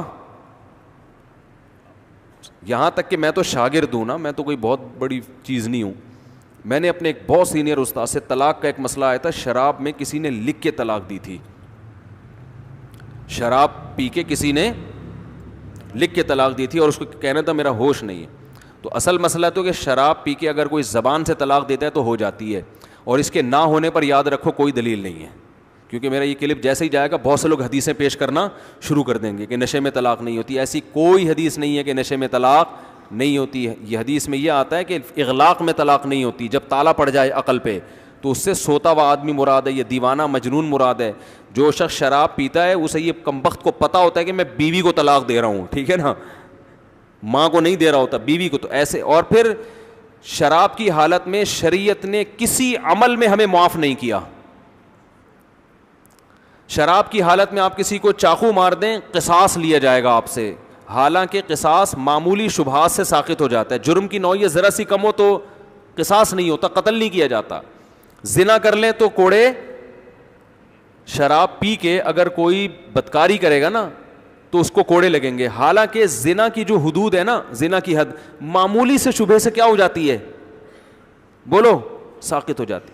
مثال کے طور پر ایک آدمی نے کسی عورت سے زنا کیا اور بولا کہ یہ میری بیوی ہے, اور اس پہ جو ہے وہ گواہ پیش کر دیے اس نے. اب گواہ جھوٹے ہیں سچے ہیں ہم, لیکن وہ تو ایک الگ مسئلہ ہے کہ بیوی ہے یا نہیں ہے, لیکن کم از کم زنا کی حد جاری نہیں ہو سکتی, کیونکہ قاضی کو کیا ہو گیا ہے, شبہ پیدا ہو گیا, یار یہ ہے بھی کہ نہیں ہے. تو یہ حدود معمولی سے بھی کہیں جرم کی نوعیت میں کچھ کمی ہو یا شبہ ہو تو یہ کیا ہو جاتا ہے, حد ساقط ہو جاتی ہے کہ بھئی بہت بڑی سزا ہے نا, ذرا سا بھی شبہ ہو, یعنی اس کے جرم کی نوعیت میں ذرا سی بھی کمی ہو تو حد ساقط. اب ایک آدمی شراب پی کے زنا کرتا ہے تو وہ کہہ سکتا ہے کہ جج صاحب میں تو پی کے ٹن ہو گیا تھا, مجھے تو پتہ ہی نہیں تھا, میں شادی شدہ ہوں, یہ غیر شادی شدہ, مجھے تو نہ یاد تھا. تو کسی کا بھی مذہب نہیں ہے کہ اس پہ زنا کی سزا جاری نہیں ہوگی. یار اس بیچارے کو کیا پتہ, کوڑے پڑیں گے. زنا شادی شدہ ہے تو رجم ہوگا, کنوارا ہے تو کوڑے پڑیں گے. تو یہ اسلام نے شراب پی کے جب آپ کوئی عمل کرتے ہیں تو اس کا بالکل اعتبار کیا نہیں ہے. بعض لوگ اس پہ یہ دلیل دیتے ہیں کہ کلمہ کفر اگر کوئی شخص کہہ دیتا ہے, وہ جبری طلاق میں کہتے ہیں, احناف کے یہاں جبری طلاق بھی ہو جاتی ہے کہ اگر مار پیٹ کے کسی نے زبان سے طلاق نکلوا لی پھر بھی ہو جائے گی. تو یہاں بھی یہ دلیل دی جاتی ہے کہ وہ تو اپنے اختیار سے نہیں دے رہا, وہ تو مجبور ہے, اور اس پہ تو عقل کے دروازے کیا ہو گئے ہیں, بند. حدیث میں آتا ہے نا اغلاق میں طلاق نہیں ہوتی, تو عقل کے دروازے اس پہ بند نہیں ہو گئے. بہت ہوشیاری سے اس نے ایک کام یہ کیا ہے کہ کوڑے سے بچنے کے لیے اس نے کیا کر دیا, اگر بے وقوف ہوتا تو ہڈیاں توڑوا دیتا. صحیح ہے نا, گن پوائنٹ پہ بھی طلاق ہو جاتی ہے, بندوق رکھی یہاں پہ تو ڈاکو کہہ رہے ہیں طلاق دو اس کو ورنہ مار دیں گے. تو آپ کی عقل بند نہیں ہوئی ہے, آپ کو پتہ ہے کہ بھائی بیوی ایک طرف اور ایک طرف زندگی, تو عقل کا تقاضا یہ ہے کہ بیوی تو دوسری مل جائے گی, ٹھیک ہے نا, لیکن جان گئی تو یہ بھی کسی کام کی نہیں رہے گی, بیوہ ہو جائے گی. تو بہت ہوشیاری کے ساتھ آپ کہتے ہو بھائی مجبوری ہے کہ ابھی جان بچاؤ, بیگم کو فارغ کرو. تو زبان سے اگر جبری طلاق دے دی تو ہو جاتی ہے. اس کے نہ ہونے پر قرآن و سنت میں کوئی دلیل نہیں ہے, کوئی دلیل نہیں ہے. ہاں آپ یہ کہہ سکتے ہیں عورت کا قصور کیا ہے بیچاری کا, اس کو کیوں سزا دی جا رہی ہے. تو طلاق میں یہ نہیں دیکھا جاتا کہ قصور ہے یا نہیں ہے. ایک آدمی بیٹھے بیٹھے بیوی کو طلاق دے دے تو نقصان ہو گیا نا عورت کا, لیکن اس کا کوئی قصور ہے, کوئی قصور نہیں ہے اس کا, لیکن پھر بھی ہو گئی, ویسے ہی کو دے دے. تو یہ تو دنیا میں ظلم ہوتا ہے نا. تو اس کی سزا پھر دنیا میں بھی ملتی ہے اور آخرت میں بھی. اگر کسی نے بندوق کی نوک سے آپ سے طلاق دلوائی ہے تو غلط کیا ہے, اس کو کوڑے بھی لگیں گے, اس کو سزا بھی ملے گی. اور اگر ایک آدمی کا یہ فیشن بن چکا ہے تو اس کو قتل بھی کیا جا سکتا ہے, جج اس کو قتل کر دے گا, ابھی تو گھر اجاڑ رہا ہے, اور بھی اس سے جرمانہ لیا جائے, جو مہر وغیرہ اس سے لیا جائے گا. تو اور اس میں بچنے کا ایک ہیلا بھی ہے کہ اگر کوئی بندوق سے طلاق دلوانا چاہے نا تو ایک تدبیر بھی ہے, تو وہ میں نہیں بتاتا, پھر لوگ اس کا ناجائز فائدہ بھی اٹھاتے ہیں. کیونکہ بعض دفعہ عورت پہ ظلم بہت ہو رہا ہوتا ہے تو اس میں پھر جبری طلاق کے علاوہ کوئی راستہ ہوتا نہیں ہے, اتنا ظلم ہو رہا ہوتا ہے, عدالتیں شریعت کے مطابق خلا دے نہیں رہی ہیں اور وہ کمبخت طلاق بھی نہیں دے رہا, وہ مار رہا ہے, سگریٹ سے جلا رہا ہے. تو ایسے موقع پہ یہی آپشن رہ جاتا ہے کہ اس کمبخت کو مار پیٹ کے نا اس کے منہ سے طلاق نکلواؤ. ایسے واقعات ہوئے ہیں تو پولیس کو بلاؤ, اس کو چترول لگائے گی, اس کے اچھے بھی دیں گے. سمجھ رہے ہو, کیونکہ عدالتوں تو نہیں خیال کرتی. تو بعض لوگ اس پہ یہ کہتے ہیں کہ جبرن جب کلمہ کفر کہنا معاف ہے, جب آپ نے گن پوائنٹ پہ کسی نے کلمہ کفر زبان سے نکال لیا تو کفر جب اتنا بڑا جرم ہے وہ معاف ہے, تو طلاق معاف کیوں نہیں ہے؟ سمجھ رہے ہیں کہ نہیں سمجھ رہے بھائی؟ قرآن کہتا ہے کسی نے تمہیں قتل کی دھمکی دی اور کہا کہ کافر ہو جاؤ, اور تم نے زبان سے کلمہ کفر کہہ دیا, زبان سے کیا کہہ دیا؟ کلمہ کفر, جان بچانے کے لیے. تو قرآن کہہ رہے اللہ معاف کر دے گا, تم کافر نہیں ہوگے بشرطے کہ دل میں مومن ہو, کیونکہ یہ مجبوری میں کہہ رہے ہو, خوشی سے تھوڑی دے رہے ہو. سمجھتے ہو کہ نہیں سمجھتے ہو؟ تو لوگ کہتے ہیں جب کلمہ کفر اتنا بڑا جرم ہے جو گن پوائنٹ پہ جب وہ اللہ نے معاف کر دیا تو طلاق تو اس سے کم درجے کی چیز ہے. تو یہ خوب سمجھ لیں کہ ایمان کا تعلق دل سے ہے, زبان دل کی عکاس ہوتی ہے. اس لیے عام حالات میں شریعت نے زبان کو دل کا ترجمان بنایا ہے کہ جو زبان سے کہے گا وہی, اور عام حالات میں اسلام نے رکن بنایا ہے کہ اقرار باللسان, جب تک اقرار باللسان نہیں ہوگا محض دل سے ایمان کافی نہیں ہے. لیکن حقیقی مدار زبان پہ نہیں ہے, کیونکہ منافق زبان سے اقرار کرتے تھے پھر بھی کیا تھے؟ کافر, کیونکہ دل سے کیا تھے؟ منکر. لہذا قرآن نے کہا جب کوئی جبری طلاق تم سے دلوا رہا ہے تو تم دل سے راضی نہیں ہو, مجبوری میں زبان سے کہہ رہے ہو تو ہم تمہارا یہ عذر مان لیتے ہیں, چلو ٹھیک ہے, کیونکہ ایمان کا تعلق کس سے ہے؟ دل سے, جبکہ طلاق کا تعلق دل سے نہیں ہے, کس سے ہے؟ زبان سے ہے. آپ دل میں خوش نہیں ہو پھر بھی دے رہے ہو طلاق. کتنے لوگ 3 طلاقیں دے کہتے ہیں یار میں دل سے تو بالکل بھی راضی نہیں تھا. اسلام نے طلاق کے احکام کا مدار دل پہ بالکل بھی نہیں رکھا ہے, صحیح ہے نا؟ کس پہ رکھا ہے؟ زبان پہ. اس کی عقلی دلیل بھی ہے کہ اس طرح تو پھر بہت سی طلاقیں نہیں ہوں گی. لوگ کہتے ہیں ہم دل سے خوشی نہیں تھے اس طلاق کے دینے پر, بس وہ جذبات میں ہم نے دے دی. اور دوسری بات یہ حدیث سے بھی ثابت ہے کہ طلاق میں دل کا مدار نہیں ہے. تبھی حدیث میں آتا ہے ثلاث جدہن جد وہزلہن جد, 3 چیزیں ایسی ہیں جن میں حقیقت بھی حقیقت اور مذاق بھی حقیقت. تو طلاق اگر مذاق میں بھی دی جائے تو ہو جاتی ہے, حالانکہ مذاق میں طلاق دینے والا دل سے طلاق دینا نہیں چاہتا. وہ کہتا ہے میں تو محض ایک مذاق کر رہا تھا. جیسے مذاق میں آپ کسی کو الو کا پٹھا کہتے ہیں معذرت کے ساتھ, وہ غصے میں آ گیا بھائی مذاق کر رہا ہوں, سیریس کیوں ہو رہے ہو؟ دل سے میں تمہیں الو کا پٹھا نہیں کہہ رہا, میں چیک کر رہا تھا تمہارے اندر کرنٹ کتنا ہے صحیح ہے, تمہارے اندر برداشت کتنی ہے, یہ کرنٹ چیک کر رہا تھا, کیونکہ ویسے تو کرنٹ تاروں میں آ نہیں رہا. تو بہت سے کام انسان مذاق میں کہتا ہے, خرید و فروخت مذاق میں نہیں ہوتی. جیسے میں نے مذاق میں کہہ دیا کہ یہ گھڑی میں نے آپ کو 1 لاکھ میں دی, آپ کو پتہ ہے مجھ سے مذاق کر رہے ہیں. آپ نے کہا کہ میں نے 1 لاکھ میں خریدی, آپ کو پتہ ہے کہ میں بھی کیا کر رہا ہوں؟ مذاق. دونوں کو پتہ ہے مذاق کر رہے ہیں. تو نہ یہ 1 لاکھ میں آپ کی ہوئی, نہ میں اس قیمت کا مالک بنا. یہ ڈرامہ ہے, اس میں نہیں ہوگی طلاق. سوری, اس میں خرید بیع و شراء نہیں ہوگی. لیکن طلاق میں حدیث میں آتا ہے ورڈنگ پر ہے, ورڈ الفاظ کیا یوز ہو رہے ہیں.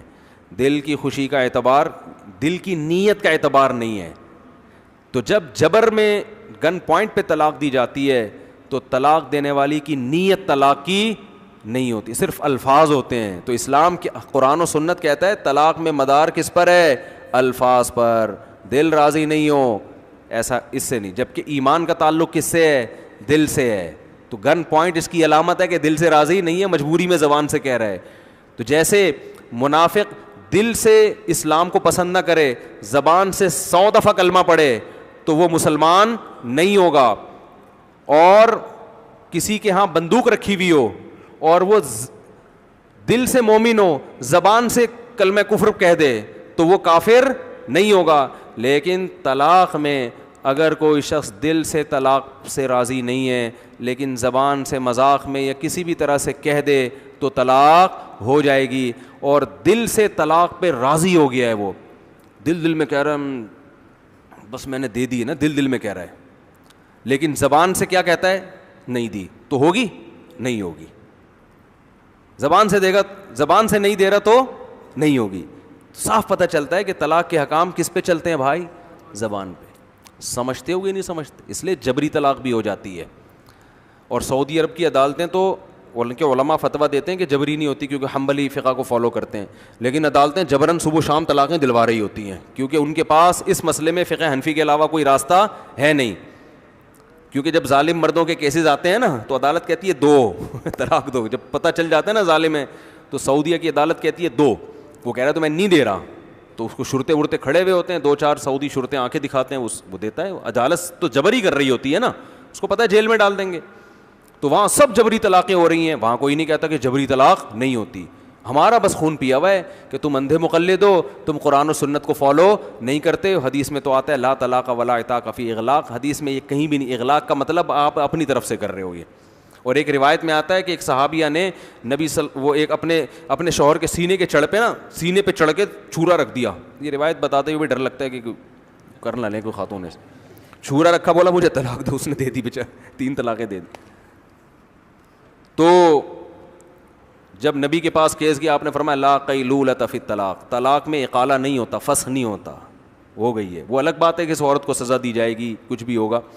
تو بعض علماء اس حدیث کی سند پہ کلام کرتے ہیں کہ یہ حدیث کی سند ٹھیک نہیں ہے, لیکن ایسا نہیں ہے کیونکہ ابھی اس کا موقع نہیں ہے, تو پھر اس پہ کسی وقت, لیکن روایت بھی ہمیں ملتی ہے. اس روایت کو ضعیف بھی قرار دے دو تو باقی تو وہ جو حدیث تو ہے نا کہ 3 چیزیں مذاق میں بھی کیا ہیں, حقیقت ہیں. تو اس سے پتہ چلتا ہے کہ اس میں شریعت نے زبان پہ نکاح بھی ایسا ہی ہے.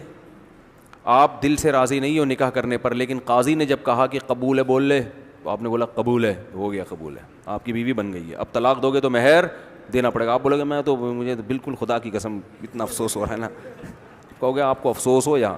البتہ تحریر میں ایسا نہیں ہے. فقہا یہ بہت ذہین دماغ ہیں فقہا کے. آج ان فقہا سے ہمیں بدگمان کیا جا رہا ہے اور 15ویں صدی کے مولویوں کا مقلد بنایا جا رہا ہے. فقہا نے یہ بات لکھی ہے کہ جبری طلاق ریٹن میں نہیں ہوتی. ریٹن میں لکھ کے اگر کوئی زبردستی مار پیٹ کے یا دباؤ ڈال کے دے رہا ہے اور آپ دل سے راضی نہیں ہو, پھر لکھنے سے نہیں ہوگی طلاق. کیوں؟ اس لیے کہ شریعت نے مدار کس پہ رکھا ہے, زبان پہ.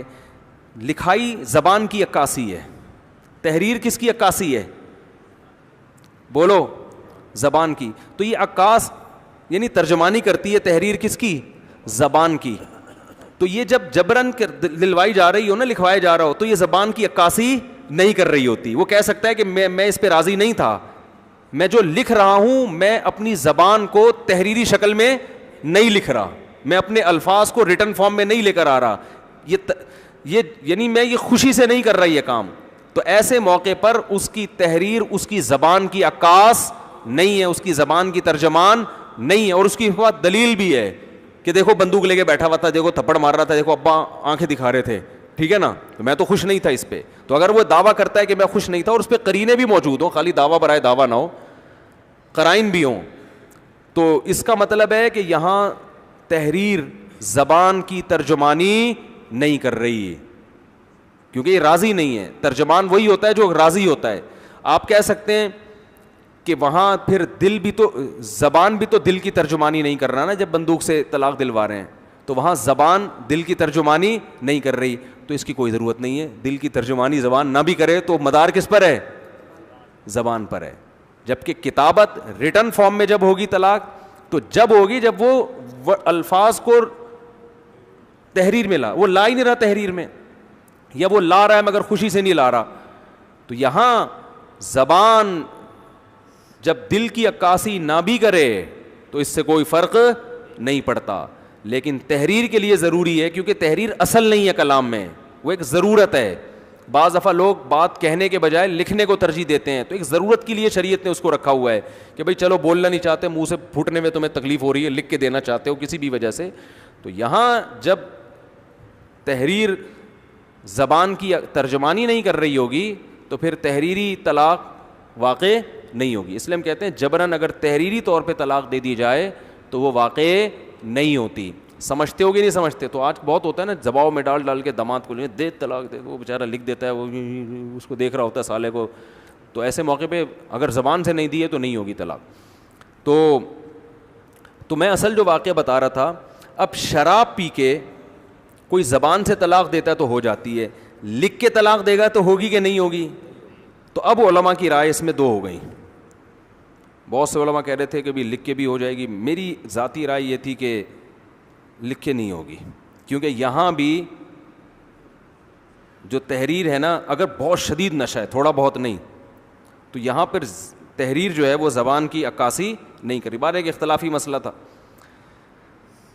تو جب اختلافی مسئلہ ہوتا ہے اب بڑے علماء میں, تو عوام کو اختیار ہے بھائی, اب تم جس کی رائے کو فالو کر لو. اس میں بعض سچویشن ایسی ہوتی ہے کہ اگر کوئی بہت زیادہ خطرناک مسئلہ خاندان میں ہو رہا ہے تو وہاں بھی گنجائش والے قول کو ترجیح دے دی جاتی ہے, بہت خطرناک.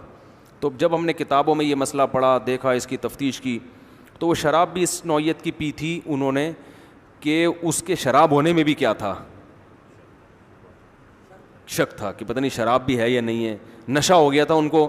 تو بہرحال کیس کی نوعیت کیا ہو گئی تھی, تھوڑی ہلکی ہو گئی تھی.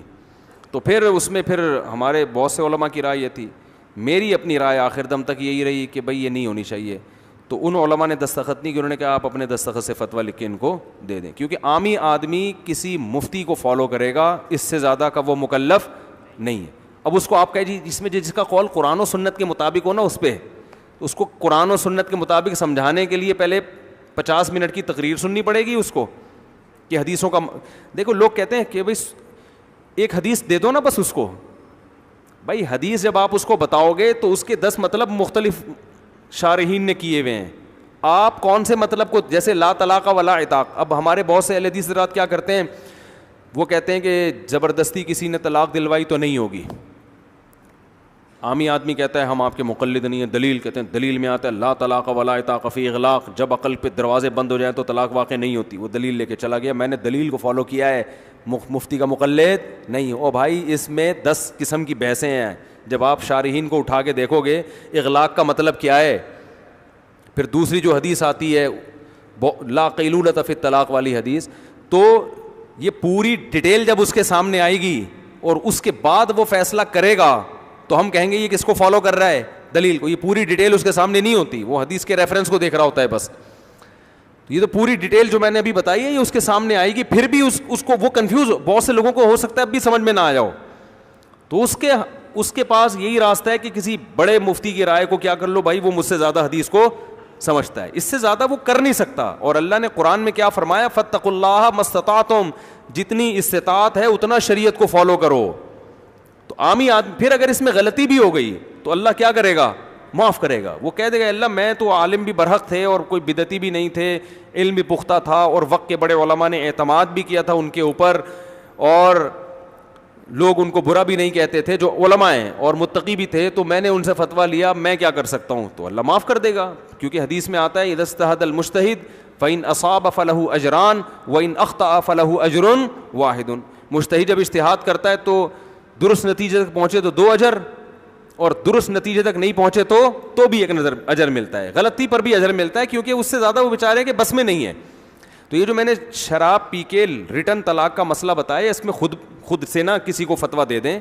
اگر خدا نہ خواستہ کوئی ایسا واقعہ ہوتا ہے کسی نے نشہ کیا اور نشہ کر کے اس نے تحریری طلاق دے دی ہے, تو باقاعدہ کسی بڑے ادارے سے فتویٰ لیں. اور میں لوگوں سے ایک اور بات کہتا ہوں کہ کسی مفتی جو بالکل الگ سے ہو اس سے فتویٰ نہ لیا کرو, باقاعدہ کسی ادارے سے اس کا تعلق ہو, کیونکہ اس کے پیچھے ادارہ اس کا ذمہ دار ہوتا ہے, وہ ادارہ گواہی بھی دیتا ہے کہ یہ واقعی مفتی ہے. ورنہ آپ کسی انفرادی طور پر کسی کو فالو کر رہے ہو, آپ کو کیا پتہ یہ مفتی ہے بھی کہ نہیں ہے, کیونکہ آج پتھر اٹھاؤ نیچے سے کیا نکلے گا, مفتی.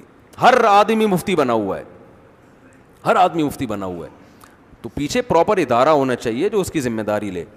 کہاں سے کہاں بات چلی گئی. تو میں یہ عرض کر رہا تھا کہ تمیز مارکیٹ میں کیا ہوتی جا رہی ہے, شارٹ ہوتی جا رہی ہے. تو کتنا اڑنے کا بھائی آپ اپنی رائے پہ ان کو فتویٰ دے دیں اگر آپ کو اس پہ اطمینان مانے گا, مجھے تو اس پہ اطمینان ہے, حالانکہ میں تو بہت چھوٹا آدمی ہوں ان کے حساب سے. تو لیکن کتنا بڑا دل. تو یہ چیز اپنے اندر پیدا کریں, اور گھر کے بڑوں کے سامنے بھی. جب آپ کے ابا کوئی بات جذباتی ہو رہے ہیں, کسی بات پہ دلائل دے رہے ہیں, اور آپ کو لگتا ہے کہ ابا کے دلائل کمزور ہیں, تو محبت سے آپ نے ابا کو دلائل سے ایک دفعہ جواب دے دیا, نہیں والد صاحب, ڈیڈی, پاپا, دیکھیے یہ یوں ہے. وہ کہہ رہے ہیں نہیں یوں ہے, پھر 2 دفعہ 3 دفعہ ہو گیا, اب چپ. تھوپنا نہیں ہے, نہیں یہ ابا کو تو عقل ہی نہیں ہے یار, ابا کو بات سمجھاؤ, ان کو سمجھ میں نہیں آتی. اب غلط بات تھوڑی میں مانوں گا ابا کی, ابا کوئی میں غلط بات, کوئی ناجائز بات ہے نا شریعت کی 100%, وہ تو نہیں مانو, لیکن گھر کے بڑے کے سامنے اپنی رائے کو بولو, چھوڑ دیا کرو. اس میں یہ نہ کہا کرو کہ میں دلیل کو مانتا ہوں, کسی کو نہیں مانتا. بھائی جان تھوڑی دیر کے لیے آپ دلائل کو ایک طرف رکھ لیں, ٹھیک ہے, دلائل آپ کے مضبوط ہیں, لیکن اس مسئلے کا تعلق حلال و حرام سے نہیں ہے. اس کا تعلق اس سے کہ چاہیے یا نہیں چاہیے, یہ والا کام ہونا چاہیے, یا بارات میں 20 آدمی آنے چاہیے یا 50 آدمی. یہ کوئی حلال و حرام سے اس کا تعلق تو نہیں نا. ابا کہہ رہے ہیں کم بخت خرچہ تو میرا ہوگا, 20 آدمی آئیں گے, بیٹا کہہ رہا نہیں 500 آدمی آئیں گے. ابا ایسے موقع پہ کنجوسی بنتی ہے ہی نہیں. لوگ کیا کہیں گے ہمیں, بھائی چھوڑ دو یار, پہلے ابا کو راضی کرو, لوگوں کو ایک طرف رکھو. تو گھر کے بڑے کے سامنے, ماں کے سامنے, باپ کے سامنے, اسی طرح عورت اپنے شوہر کے سامنے اپنی رائے کو چھوڑ دے نا, تو شوہر کا دل بہت بڑا ہو جاتا ہے, ایسا لگتا ہے جیسے میں بہت عقل مند ہوں. اس کو ایسا محسوس سا ہونا شروع ہو جاتا ہے شوہر کو, کہ آج میری بیگم نے میری بات پہ کہہ دیا کہ میں غلط کہہ رہی ہوں, آپ صحیح کہہ رہے ہیں. وہ خوشی سے مر بھی سکتا ہے کہ اس کا مطلب مان لیا کہ میں کیا ہوں, لیکن لڑ رہے ہوتے ہیں. تو اور آپ بھی بیگم کو کہہ دیا کریں تم صحیح ہو. لیکن اگر دونوں ہی ہٹ دھرم ہیں تو ہتھیار کس کو ڈال دینے چاہیے, عورت کو, کہ یار سربراہ ہے گھر کا, بڑا ہے, تھوڑا ادب تمیز کر لو, اس سے کتنے سارے فائدے اٹھا رہی ہوں میں, مان لو, چلو خوش کرنے کے لیے اوپر سے بول دو آپ بہت اچھے ہیں. دل تو نہیں چاہ رہا بولنے کا, لیکن آپ بول دو. میں اس وقت جو چیز کی سب سے زیادہ کمی محسوس کر رہا ہوں گھروں کے اندر, بڑوں کا ادب اور تمیز. خط میٹ کا جواب کس سے دیا جا رہا ہے, پتھر سے, اور اس کو سمجھا جاتا ہے دلائل کو مانتے ہیں ہم, کسی شخصیت پرستی میں مبتلا نہیں ہے. بدتمیزی کو شخصیت پرستی نہیں کہتے, بدتمیزی کو شخصیت پرستی نہیں کہتے. کسی عالم کی بات آئے اور فوراً اس کی بات پہ رد کر دینا کہ دلیل کے خلاف ہے, میں نہیں مانتا. اگر واقعی دلیل کے خلاف ہے تو اس طریقے سے رد مت کرو, اس طریقے سے رد مت کرو. آپ بولو کہ بھائی ہو سکتا ہے ان کے پاس کوئی دلیل ہو, لیکن ہمیں بظاہر یہ والی دلیل صحیح معلوم ہوتی ہے, اور وہ بھی غلط نہیں ہے, ہو سکتا ہے ان کے نظر میں یہ مفہوم ہو. حضرت مولانا شریف تھانوی رحمۃ اللہ علیہ پر کسی نے کفر کا فتویٰ لگا دیا, تو کسی نے کہا حضرت وہ اتنے بڑے عالم ہیں, آپ پہ کفر کا فتویٰ لگا دیا. انہوں نے کہا کہ بھائی وہ میری بات کا انہوں نے یہ مفہوم لیا ہوگا, اور یہ والا مفہوم تو کفریہ ہی بنتا ہے. تو ان میں چونکہ اس طرح کے الفاظ مجھے پورے یاد بھی نہیں, چونکہ غیرت حمیت ان میں کفر کے معاملے میں بہت زیادہ ہے, تو وہ ذرا جذباتی ہو گئے. کیسی اچھی مجھے پورے الفاظ ان کے یاد نہیں ہیں, لیکن انہوں نے اس کی بھی کیا کر لی, تعویل کر لی. تو پازیٹیو سوچ پیدا کرنے کے لیے بڑا قربانی دینی پڑتی ہے, لیکن ایک دفعہ جب پیدا ہو گئی, خدا کی قسم زندگی کا مزہ آ جاتا ہے. ایسے آدمی سے کہ منہ سے پھول جھڑتے ہیں, خیریں پھیلتی ہیں. تو بحث میں ایک دوسرے کی رائے کا احترام, گھر میں بڑے ہیں تو اپنی رائے کو ان کی رائے کے آگے قربان کرو, یہ کرنا پڑے گا آپ کو. اور اس کا پتہ ہے نقد فائدہ کیا ہوگا, جب آپ بڑے ہو جاؤ گے نا تو آپ کے چھوٹے بھی یہی کام کریں گے. گھر میں آپ باپ بن کے رہو گے. اگر آپ نے ابھی اپنے ابا کا باپ بننے کی کوشش کی تو کل آپ کی اولاد نہیں بلکہ آپ کا باپ بنے گی. وہ سمجھتے ہو. اگر خاتون نے ابھی اپنے آپ کو شوہر کا فرمانبردار بنانے کی کوشش نہیں کی, اپنے آپ کو ان کا بلکہ شوہر کو غلام بنانے کی کوشش کی, تو آپ کا بیٹا بھی آپ کی بہو کا غلام بنے گا. پھر آپ کیسے کہو گی کہ میری بہو میرے بیٹے کا احترام نہیں کرتی. سمجھتے ہو. تو یہ مارکیٹ میں یہ ہو رہا ہے, تمیز, احترام, علماء کا احترام کرو. ان کے سب باز کر رہے ہو تو بھائی اپنی رائے کو ان کی رائے کے آگے چھوڑ دیا کرو. ایک دفعہ کیا ہوا, ہمارے ایک استاذ تھے, انہوں نے ایک مسئلہ بتایا اور اس پہ دلائل بھی دیے, تو فوراً کسی نے ایک بڑے بزرگ کا نام لیا کہ وہ تو اس کے خلاف کہتے ہیں. آپ نے دلائل کے انبار لگا دی, وہ تو اس کے خلاف کہتے ہیں. اب یہ ایسے تھا کہ ان کو غصہ آتا اور کہتے وہ غلط کہتے ہیں, ان کو کیا پتا. ایسے موقع پہ انسان کے منہ سے یہ نکل جاتا ہے. لیکن میں نے دیکھا میرے ان استاذ کو غصہ آیا, انہوں نے کہا میں دلائل پہ دلائل دے رہا ہوں, ایسے موقع پہ نام لے کے یہ کہہ دینا کہ وہ تو اس کے خلاف کہتے ہیں, اس کا مطلب آپ میری زبان سے ان کی توہین نکلوانا چاہتے ہو. یہ بول دو کہ بھی بعض حضرات تو یوں کہتے ہیں, کیونکہ ایک طرح جذبات میں دلائل کے انبار لگا رہا ہوں انبار, اور آپ نے فوراً اس بزرگ کا نام لے کے بول دیا کہ وہ تو یوں کہتے ہیں. تو ایسے موقع پہ انسان جذبات میں کہہ دیتا ہے وہ بزرگ کیا ہیں, غلط ہیں, حالانکہ وہ ان کے بھی استاد تھے اور بڑے نیک ہیں. تو کہا مبہم رکھ کے بات, ایسے موقع پہ کیا کرنا چاہیے, مبہم بات کرنی چاہیے کہ بعض حضرات یہ کہتے ہیں, تو بعض کو تو لگاؤ, بعض میں تو کوئی بھی ہو سکتا ہے نا. تو یہ تمیزیں نہ گھر میں سکھائی جا رہی ہیں, تمیز سے ہے ہی نہیں, بولتے اتنا چیختے ہیں, گھر میں کوئی آرام سے بات نہیں کرتا یار, جب بولے گا چیخ کے بات کرے گا, ایسے.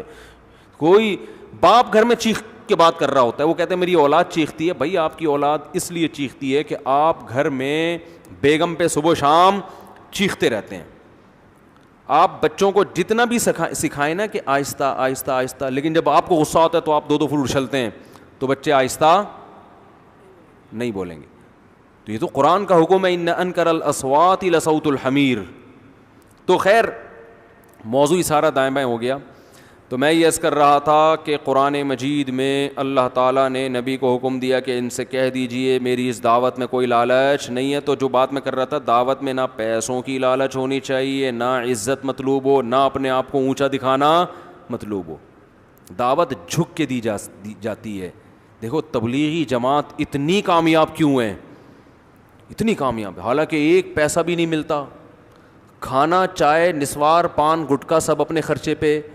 جب آپ 1 سال جنگلوں میں پیدل لگا کے آؤ گے تو کوئی ایئرپورٹ پہ پھول لے کے کھڑا ہوا نہیں ہوتا ہے بھائی. نہ دفتر میں کوئی انکریمنٹ لگ جاتا ہے, نہ گورنمنٹ کی طرف سے کہ ماشاء اللہ, چونکہ ان کے کوئی سرٹیفکیٹ بھی نہیں ملتا. آپ بتاؤ میں سال لگا کر آئے ہوں, وہ غلط کیا ثبوت ہے, کہ ثبوت تو کچھ بھی نہیں ہے. مدنی مسجد فون بھی کرو گے شاید وہ بھی کہہ لیں ہم تو جانتے ہیں نہیں اس بندے کو, ہے کون.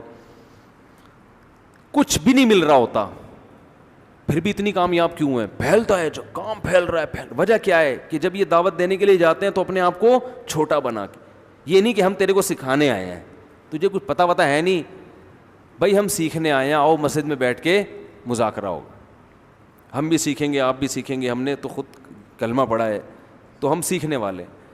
تو یہ جو سیکھتے اور بھائی اور عزت اور کوئی یار کیا کیا باتیں آتی ہیں دماغ میں کھوپڑی میں. ابھی میں ایک واقعہ سنایا نا, جس نے مجھے سنایا تو بس میں آنکھوں سے ضبط نہیں کر پا رہا تھا. حضرت مولانا طارق جمیل صاحب کا واقعہ ہے. ایک شخص آیا مجھ سے ملنے کے لیے, خواجہ سرا ہے. میں تو پہلی دفعہ زندگی میں کوئی خواجہ سرا مجھ سے ملا. میں سمجھا کہ پراپر آدمی ہے, اتنی بڑی اس کی داڑھی اور رنگ ماشاء اللہ بڑی مردانہ وجہ. لیکن جب بات چیت کا انداز ہوتا ہے تھوڑا سا, وہ ایٹیٹیوڈ سے اندازہ ہو گیا کہ یہ مکمل مرد نہیں ہے. تو اس نے مجھے خود بتا دیا میں خواجہ سرا ہوں. میں نے کہا بھائی ہم سے ملنے کے لیے کیسے آئے آپ, اتنی بڑی داڑھی آپ کی. اس نے اپنا جو واقعہ سنایا نا, میں 3 دفعہ وہ واقعہ سناتے ہوئے رویا ہوں. اور جب وہ سنا رہا تھا اس وقت میرے آنکھوں سے آنسو نکل رہے تھے. اس نے یہ ابھی بھی میرا بیان سنتا ہے وہ. اس نے واقعہ سنایا کہ میں جب پیدا ہوا تھا نا تو میں خواجہ سرا تھا. گھر میں ایسا بچہ پیدا ہو جائے والدین کی طرف سے عزت نہیں ملتی. جب 10-12 سال کا ہوا تو نہ بھائی مجھے عزت دے رہا ہے اور نہ میرا والد مجھے عزت دے رہا ہے. میں بھائی کے ساتھ کہتا ہوں مجھے باہر لے کے جاؤ تو وہ کہتے ہیں لوگ میرا مذاق اڑائیں گے تمہیں دیکھ کے. ظاہر ہے اس کی حرکتیں تھوڑی زنانہ لڑکیوں والی حرکتیں ہوتی ہیں. اور والد بھی کہیں محفلوں میں نہیں لے کے جا رہے, ایک مذاق اڑایا جاتا ہے. کہنے ایک دفعہ میں کہیں گزر رہا تھا تو یہ جو ہوتے ہیں نا خواجہ سراؤں کی پوری ایک جماعت تھی, انہوں نے مجھے پہچان لیا, دیکھا اتنا اچھا. اس وقت نہ اس کی داڑھی اور یعنی اس میں خواتین والی ہی علامتیں تھیں زیادہ. تو انہوں نے مجھے کہہ رہے ہیں اتنی عزت دی, کھانا کھلایا اور اپنے گرو کے پاس لے کر گئے. اور گرو نے کہا کہ تم ہمارے ایجنٹ بن جاؤ, ہم تمہیں پھر ڈانس ماس کروائیں گے, آدھے تمہارے آدھے ہمارے, جو بھی اس کا سیٹ. کہہ رہے مجھے پہلی دفعہ کہیں عزت ملی. تو لیکن میرے ابا کو پتہ چل گیا تو ابا نے لا کے طبیعت سے کوٹ دیا, ٹھیک ہے نا, کہ دوبارہ ان میں نہیں بیٹھنا. ٹھیک ہے ہم نے توبہ کر لی, بھائی یہ برے لوگ ہیں, ڈانس ماس اچھی چیز نہیں ہے, ٹھیک ہے. تو اب کیا ہوا, کہتے ہیں کہ پھر جو ہے نا کچھ دنوں میں کہیں کسی سے جھگڑا میرا ہوا کسی بات پہ, تو اس نے انتقام لینے کے لیے شکایت لگا دی ابا کو کہ یہ دوبارہ ان کے پاس گیا, حالانکہ وہ جھوٹی شکایت تھی. اب ابا کو لگا کہ یہ صحیح کہہ رہا ہے جس نے شکایت لگائی ہے, کیونکہ شبہ تو تھا نا ابا کو دوبارہ جائے گا. ابا نے پھر مارا. تو کہہ رہے ہیں میں بول رہا ہوں کہ میں نے یہ کام نہیں کیا, میں نہیں جا رہا ان کے پاس, میں نہ ناچ گانا سیکھ رہا ہوں, کچھ بھی نہیں. لیکن ابا نے اس کی باتوں میں آ کے انکوائری نہیں کی ہوگی پوری, وہ سمجھے ہوں گے کہ بھائی ایسا ہی ہے, تو ابا نے پھر کٹائی لگائی. تو اس کے دل میں منفی جذبات پیدا ہو گئے اور یہ گھر سے بھاگ گیا کہ بھائی مجھے ویسے تو عزت نہ یہاں مل رہی ہے اور میں ذلت برداشت بھی کر رہا ہوں, تو بھی کہہ رہے میں وہاں چلا گیا. تو جب میں وہاں گیا ہوں نا خواجہ سراؤں کے ہاں, تو وہی گرو اور ڈانس, اور پھر اس نے مشہور کچھ ایکٹروں کے نام بتائے جن کے ساتھ ہم ڈانس کرتے تھے, اور پیسے آنا شروع ہو گئے, آدھے گرو کی جیب میں آدھے ہماری, اور ہٹو بچوں. لیکن ظاہر ہے یہ کوئی عزت دار راستہ تو نہیں ہے نا. کہہ رہے ہیں کہیں سے تبلیغی جماعت میں حضرت مولانا طارق جمیل صاحب آ گئے, انہوں نے اجازت مانگی, ہمارے گرو کو پیغام بھیجا بھائی مجھے ایک دفعہ یہاں آ کے دعوت دینے دو. اس نے اجازت دے دی, آ جاؤ بھائی. بیان کیا, ان کو سمجھایا بھائی یہ زندگی نہیں ہے, اللہ کی سیر روزے کے لیے بہرحال ترغیب دی. کہہ رہے ہیں میں تیار ہو گیا, باقی لوگ تیار نہیں ہوئے, میں تیار ہو گیا. کہہ رہے میں نے گرو سے اجازت لی, اس نے کہا جاؤ لگا لو سیر روزہ. تو کہتا ہے کہ جب میں حضرت کے گھر پہ گیا ہوں نا, تو حضرت پہلے سے دروازہ کھول کے ایسے انہوں نے دونوں بازو پھیلائے ہوئے تھے استقبال کے لیے, پہلے سے کھڑے ہوئے تھے علماء کے ساتھ. کہتے اتنے مشہور آدمی, اتنی بڑی سیلیبریٹی, اور اتنے بڑے بڑے علماء, ان کی پگڑیاں, ان کے اتنا خوبصورت لباس, جو خود عزت دار لوگ ہیں. کہہ رہے ایسے جو ہے نا میرے استقبال کے لیے دونوں بازو پھیلا کر کھڑے ہوئے ہیں, اور ایسے مجھے بیٹا بنا کے نہ اپنے سینے سے لگایا کہ تو میرا بیٹا ہے. کہہ رہے خدا کی قسم مجھے زندگی میں پہلی مرتبہ کسی سے پہلی مرتبہ ایسی عزت ملی مجھے کسی سے, اور اس عزت دینے میں مولانا کا کوئی مفاد, بولو بھائی, کچھ بھی, بلکہ ذلت ہوگی نا. لوگ کہتے ہیں خواجہ سرا کو بیٹا بنایا ہوا ہے, اور اس وقت تو اس میں بیچارے میں کچھ زنانہ سی علامتیں بھی تھیں. تو خواجہ سرا کو کیا دے رہے ہیں, عزت دے رہے ہیں. کیا کسی تاجر پہ محنت کرو تو تھوڑا چندہ دے دے گا مدرسے کو, ایسا ہی ہے نا. اور کسی افسر پہ محنت کرو تو تعلقات کیا ہو جائیں گے, جب وہ دین پر آئے گا تو اس سے کیا فائدہ. اس کو تو باپ ایسے ان لوگوں کو ریجیکٹ کر دیتے ہیں, بھائی اپنانے سے. کہہ رہے مجھے یہ اپنا رہے ہیں, ایسے سینے سے لگایا انہوں نے, اور مجھے سہروزے کی جماعت میں اپنے ساتھ لے کر گئے, کھلاتے تھے, بڑا خیال رکھوایا میرا. کہہ رہے اس کے بعد پھر میں نے گرو سے اجازت لی. وہ گرو چھوڑتے تھوڑی, ان کو پیسے ویسے دیے, جان چھڑائی نا, وہ بھی غلامی کی طرح نکلنا پڑتا ہے. پیسے دیے پتہ نہیں کتنے لاکھ یا کتنے ہزار روپے, وہاں سے پھر نکل کے 4 مہینے اس میں بھی خیال کیا. تو پھر تبلیغ کے بزرگوں سے ملا, پھر انہوں نے پورا مجھے بتایا کہ بھائی تم یہ علاج کرو تاکہ تمہارے اندر یہ زنانہ علامتیں ختم ہو. تو وہ علاج کر رہا تھا ماشاء اللہ, انجیکشن لگے, انجیکشن میں ڈاکٹروں کی بھی مدد کروائی. یہ ایسی NGO ہے میرے بھائی جس کو کوئی بھی NGO نہیں کہتا, نہ ان کے کوئی اشتہار آ رہے ہیں. کتنے لاکھوں لوگوں کو اس طرح سے یہ لے کر بھی آئے اور ان کے مسائل بھی حل کیے, مگر نہ کوئی ویڈیو بن رہی ہے, نہ کوئی اشتہار آ رہا ہے. یہ تو اس نے خود مجھے بتا دیا نا, اور اس نے کہا ایسے سینکڑوں لوگوں کے ساتھ ہوا ہے. تو اس کی ماشاء اللہ اب داڑھی نکل گئی. اس نے کہا آہستہ آہستہ میں اللہ سے امید ہے کہ مکمل مرد بن جاؤں گا میں. تو یہ ہے وہ دعوت جس میں آپ کا کوئی مفاد بولو نہیں ہے. تو دعوت کے کام میں جب تک اس درجے کا اخلاص نہیں ہوگا, اس وقت تک آپ کی دعوت میں جان پیدا نہیں ہوگی.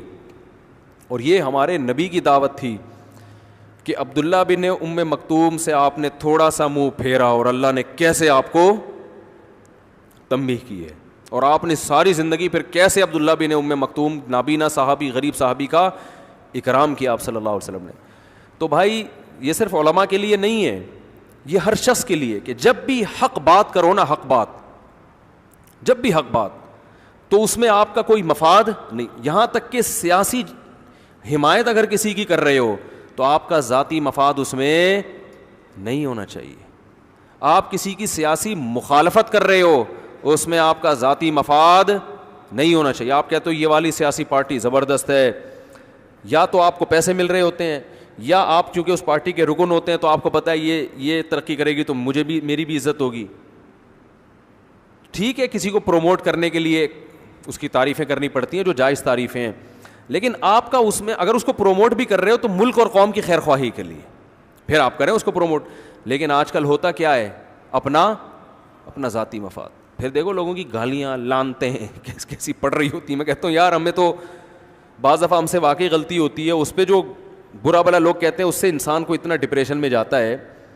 تو اور ان کو تو باقاعدہ ان کی غلطیاں ہو کے بے شمار لعنتیں پڑ رہی ہیں, مگر یہ پھر بھی رات کو بڑے مزے سے خراٹے لے کے سو رہے ہوتے ہیں. حیرت ہو رہی ہوتی ہے مجھے, تو میں دیکھ کے حیران ہوتا ہوں کہ ان کو لوگ کہہ رہے ہوتے ہیں. آج کوئی آیا تھا ملنے, میں اس کو سمجھا رہا تھا, وہ ماشاء اللہ پڑھے لکھے ہیں, کیا نام ہے ان کا یار, وہ ایک مشہور یوٹیوبرز بھی ہیں نا آج, حماد صافی بچہ نہیں ہے ماشاء اللہ, بڑا زبردست ہے. ان سے جو ہے نا وہ ہماری گپ شپ ہوئی تو ریکارڈنگ بھی ہوئی, وہ انشاءاللہ ہم ڈال دیں گے. تو وہ بڑے ماشاء اللہ بہت اللہ نے اس کو نالج دی ہے. تو مجھے انہوں نے کہا ہوا تھا کوئی بات آپ کریں, تو میں نے اس سے بس ایک بات کی. تو میں نے کہا دیکھو یعنی آپ ماشاء اللہ ترقی کر رہے ہو تو اپنے ویژن پہ سمجھوتا نہیں کرنا, کیونکہ ایک دفعہ سمجھوتا کر لیا نا, لالچ میں آ گئے. لالچ ایسی چیز ہے کہ آپ اسٹیل مل بھی کھا جاؤ گے تو آپ کا پیٹ نہیں بھرے گا.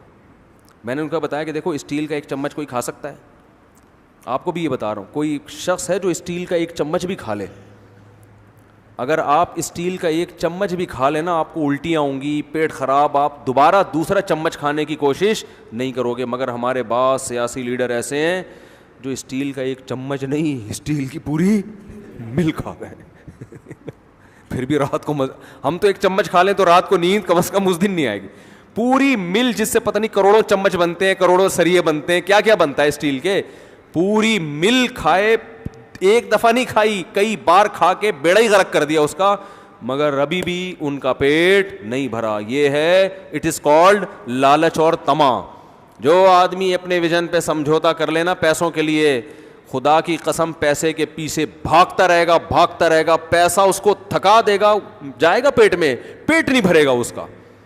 اس بیماری کی طرح ہو جائے گا جس میں کھاتے رہو مگر پیٹ نہیں بھرتا. اور جس نے قناعت کر لی نا اس کو اسٹیل مل کا ایک چمچ بھی ہضم نہیں ہوگا. وہ کہے گا بھائی یہ میرے کھانے کی چیز نہیں ہے, وہ جائز چیزیں کھائے گا. تو اس لیے اس قرآن کی آیت سے ہمیں جو سبق ملتا ہے کہ دعوت کے کام میں نہ مالی لالچ اور نہ شہرت کا بھوکا ہو انسان. تو یہ صرف علماء کے لیے نہیں ہے, صرف نبی کے لیے نہیں ہے, نبی کے واسطے سے ہم کو بتایا جا رہا ہے کہ آپ جب بھی. اور ایک آخری بات کر کے بیان کو ختم کرتا ہوں, میاں بیوی میں بھی بہت سے جھگڑے اس بیس پر ہوتے ہیں, ساس بہو میں بھی. ساس جب بہو کو نصیحت کرتی ہے تو بہو کو پتہ ہوتا ہے نصیحت نہیں ہے, یہ طنز ہے, یہ نصیحت نہیں ہے بلکہ یہ طنز ہے. پھر بہو کو غصہ آتا ہے, ساس کہتی ہے ایک تو اس کو کمبخت کو اس کی غلطی پہ نصیحت کرو, اور اس کو کیا آ رہا ہے غصہ. بھائی آپ کے اسٹائل سے لگ رہا تھا کہ آپ نصیحت نہیں کر رہی. میں ایسے گھرانوں کو بھی جانتا ہوں جس میں 4 5 6 بہویں ایک ساتھ رہتی ہیں, کوئی لڑائی نہیں ہوتی ساس سے. اور ایسے گھرانوں کو بھی جانتا ہوں جس میں ایک ہی بہو ہے اور جینا حرام ہوا ہے, 2 بہویں 3 بہویں حرام. جن گھرانوں میں امن ہے ان میں ہوتا کیا ہے. صاحب نے بتایا کہ میرے 4 5 بیٹے ہیں اور سب کی شادی ہے. میں نے کہا یار آپ کسی کی بھی ساس سے لڑائی نہیں. انہوں نے کہا سب کی ساس سے بنتی ہے. کیسے؟ انہوں نے اپنا اصول بتایا, شیئر کر لینا چاہیے. انہوں نے کہا کہ جب بھی ہمارے گھر میں بہو آتی ہے نا تو میں اپنی بیگم کو سمجھا دیتا ہوں اس پہ طنزیہ لہجہ کبھی بھی نہیں, چاہے کتنی غلط ہو, طنز نہیں کرنا ہے. اب بہویں بھی آج کل مارکیٹ میں ایسے آ رہی ہیں جن کو روٹی پکانا کھانا بہت طبیعت سے آتا ہے, ان کو پکانا بالکل بھی بولو نہیں ہے. کھلا دو آپ کھا جائیں گی, حالانکہ ڈائٹنگ پہ ہوتی ہیں پھر بھی کھا جائیں گی, ٹھیک ہے نا. پکانے کا ان کو پتہ ہی نہیں ہوتا. اب جب سسرال میں گئی تو چلو تم بھی کبھی پکا دو, خود بھی پکا دو, ہمیشہ تو ہوٹل سے نہیں آئے گا تو پکی نہیں رہی. ایکچولی پھر اس پہ شو بھی, ایکچولی اصل میں ہم لوگ تو پیزا اور برگر اور ایکچولی بس مجھے روٹی تو بنتی ہی نہیں ہے, مجھے تو اردو آتی ہی نہیں ہے. تو یہ کوئی کمال کی بات تو نہیں ہے نا. اردو میں اس کا اردو میں کیا کہتے ہیں اس کو, تو یہ کوئی خوشی کی بات تو نہیں. اگر اردو نہ آنا یہ کوئی خوشی کی, یہ فخر ہے بھائی اردو نہیں آتی, ہم اتنے نیک ہیں, ٹھیک ہے نا, ہمیں اردو آتی نہیں ہے. تو کیا ہے, انہوں نے کہا کہ روٹی پکانی نہیں آتی. وہ نہیں آتی نا آج کل لڑکیوں کو, چائے بنانی نہیں آ رہی, وہ یوں. تو کہتے ہیں میں نے اپنی بیگم سے بولا ہوا ہے کہ کسی کو یہ نہیں کہنا ہے کہ تمہیں روٹی پکانا نہیں آتی. یہ کیا پکا دیا, ساسیں کہہ رہی یہ اس کو روٹی بولتے ہیں. تیری پھر پتہ ہے کیا ہے, تیری ماں نے, تمہاری ماں باپ نے تمہیں اتنا بھی نہیں سکھایا, تمہارے والدین نے تمہیں اتنا بھی نہیں سکھایا. یہ بہت نیک ساس جو ہے نا بڑے آرام سے کہے گی تمہارے والدین نے اتنا بھی نہیں سکھایا, اور زیادہ نیک ہوگی تو کہے گی کم از کم تمہارے والدین کو یہ تو سکھا دینا چاہیے تھا. یہ بہت نیک عورت کی بات کر رہا ہوں جو بغیر حساب کتاب کی جنت میں جائے گی, اس کی بات کر رہا ہوں. تانا تو ہو گیا نا, لیکن بڑے آرام سے, وہی والی بات ہے نا اعصابی کمزوری ہے وہ نہیں وہ اچل رہا ہے بیچارہ دو کہ تمہاری ماں نے تمہیں روٹیاں پکانا تو کم از کم سکھا دینا. چلو میں سکھا دیں, لیکن ماں پہ طنز تو کر دیا نا بھائی, یہ کون سا اتنا بڑا کام ہے یار, روٹی پکانی نہیں آتی. دیکھو شریف ہے, کوئی چور نہیں ہے, ٹھیک ہے نا, شوہر سے وفا کر رہی ہے, تو آپ اس کو بتا دو کہ بیٹا آپ کو ماشاءاللہ بہت سارے کام آتے ہیں, تو اب روٹی پکانا بھی آپ کو آتی ہے, لیکن اور ذرا اچھی آ جائے تو وہ یوں میں بتا دیتی ہوں. یہ سمجھ میں آ رہی ہے بات. پھر دوسروں کے سامنے اس کی تعریف ہو بہو کی, اس کو یہ نہیں کہ اس کو تو روٹی پکانا میں نے سکھائی ہے, اپنے ماں باپ کے گھر سے تو روٹی بھی نہیں آتی تھی. وہ ایک روٹی خدا کی قسم بہو کے دل میں ایسی نفرت پیدا کرے گی. وہ عورت سمجھدار ہوتی ہے کہ تمہارا مقصد مجھے نیچے دکھانا ہے, میری اصلاح کرنا بولو نہیں. پھر وہ ساس بھی طنز, وہ بہو بھی طنز, پھر بہو بھی طنز مارنا شروع کر دیتی ہے. تو اب جب دونوں کے طنز چل رہے ہوتے ہیں نا, تو یہ جو مکھنچو ہے نا اس کو پتہ ہی نہیں ہوتا کہ غلطی ہے کس کی. وہ کہہ رہا ہے یار وہ بھی صحیح کہہ رہی ہے میری ماں کہ اس کو تو روٹی پکانا نہیں آتی, واقعی نہیں آتی, تو جب نہیں آتی ہے تو اس کو بولنا چاہیے تھا کہ نہیں آتی. یہ کیوں کہہ رہی ہے مجھے آتی ہے, آپ کون, وہ پتہ ہے جواب میں کیا کہتی ہے, آپ کون ہوتی ہو مجھے سکھانے والی. وہ طنز اس لیے کر رہی ہے کہ آپ نے کیا کیا, اس پہ طنز کیا ہے. جب طنز کیا تو وہ پھر تمیز سے نہیں کہے گی آپ میری والدہ محترمہ ہیں, تو آپ نے بالکل صحیح کہا کہ میرے ماں باپ نے تو مجھے روٹی پکانا بھی نہیں سکھائی. بات صحیح کی آپ نے, اور اس کا حل یہ ہے کہ اب آپ پکانا سکھا دیں مجھے. ایسا نہیں ہوتا بھائی مارکیٹ میں, اس کا پتہ ہے میرے آگ لگا دی, میرے ماں باپ کو برا کہہ دیا اور مجھ پہ بھی طنز کہہ دیا, تو وہ جواب میں پھر وہی کہے گی آپ سکھا دو نا, آپ کو تو آتا ہے نا, آپ کے تو چونکہ ماں باپ بہت نیک تھے نا اصل میں, ہم تو جاہل اجٹ ہیں, ہمیں تو صرف کھانا آتا ہے. وہ جواب میں یہ ساس پھر جواب میں کہے گی تمہیں کیا تمہارے والدین نے بڑوں سے بات کرنے کی تمیز بھی نہیں سکھائی, یعنی نہ روٹی پکانا سکھائی, چلو روٹی نہیں سکھائی, تمیز تو سکھا دیتی نا, لگتا ہے تمیز بھی نہیں سکھائی. اب وہ دوسرا طنز ہو گیا, تو اب اس سے تو آگ. اب یہ مکھنچو جب شام کو میرا بیان سن کے, جس نے شادی کی تھی, جب یہ گھر پہنچے گا تو اس کو سمجھ میں آئے گا ان میں صحیح کون ہے غلط. طنز اس نے بھی کیا ہے, طنز اس نے بھی کیا, پہل کس نے کی یہ پتہ ہی نہیں چلے گا.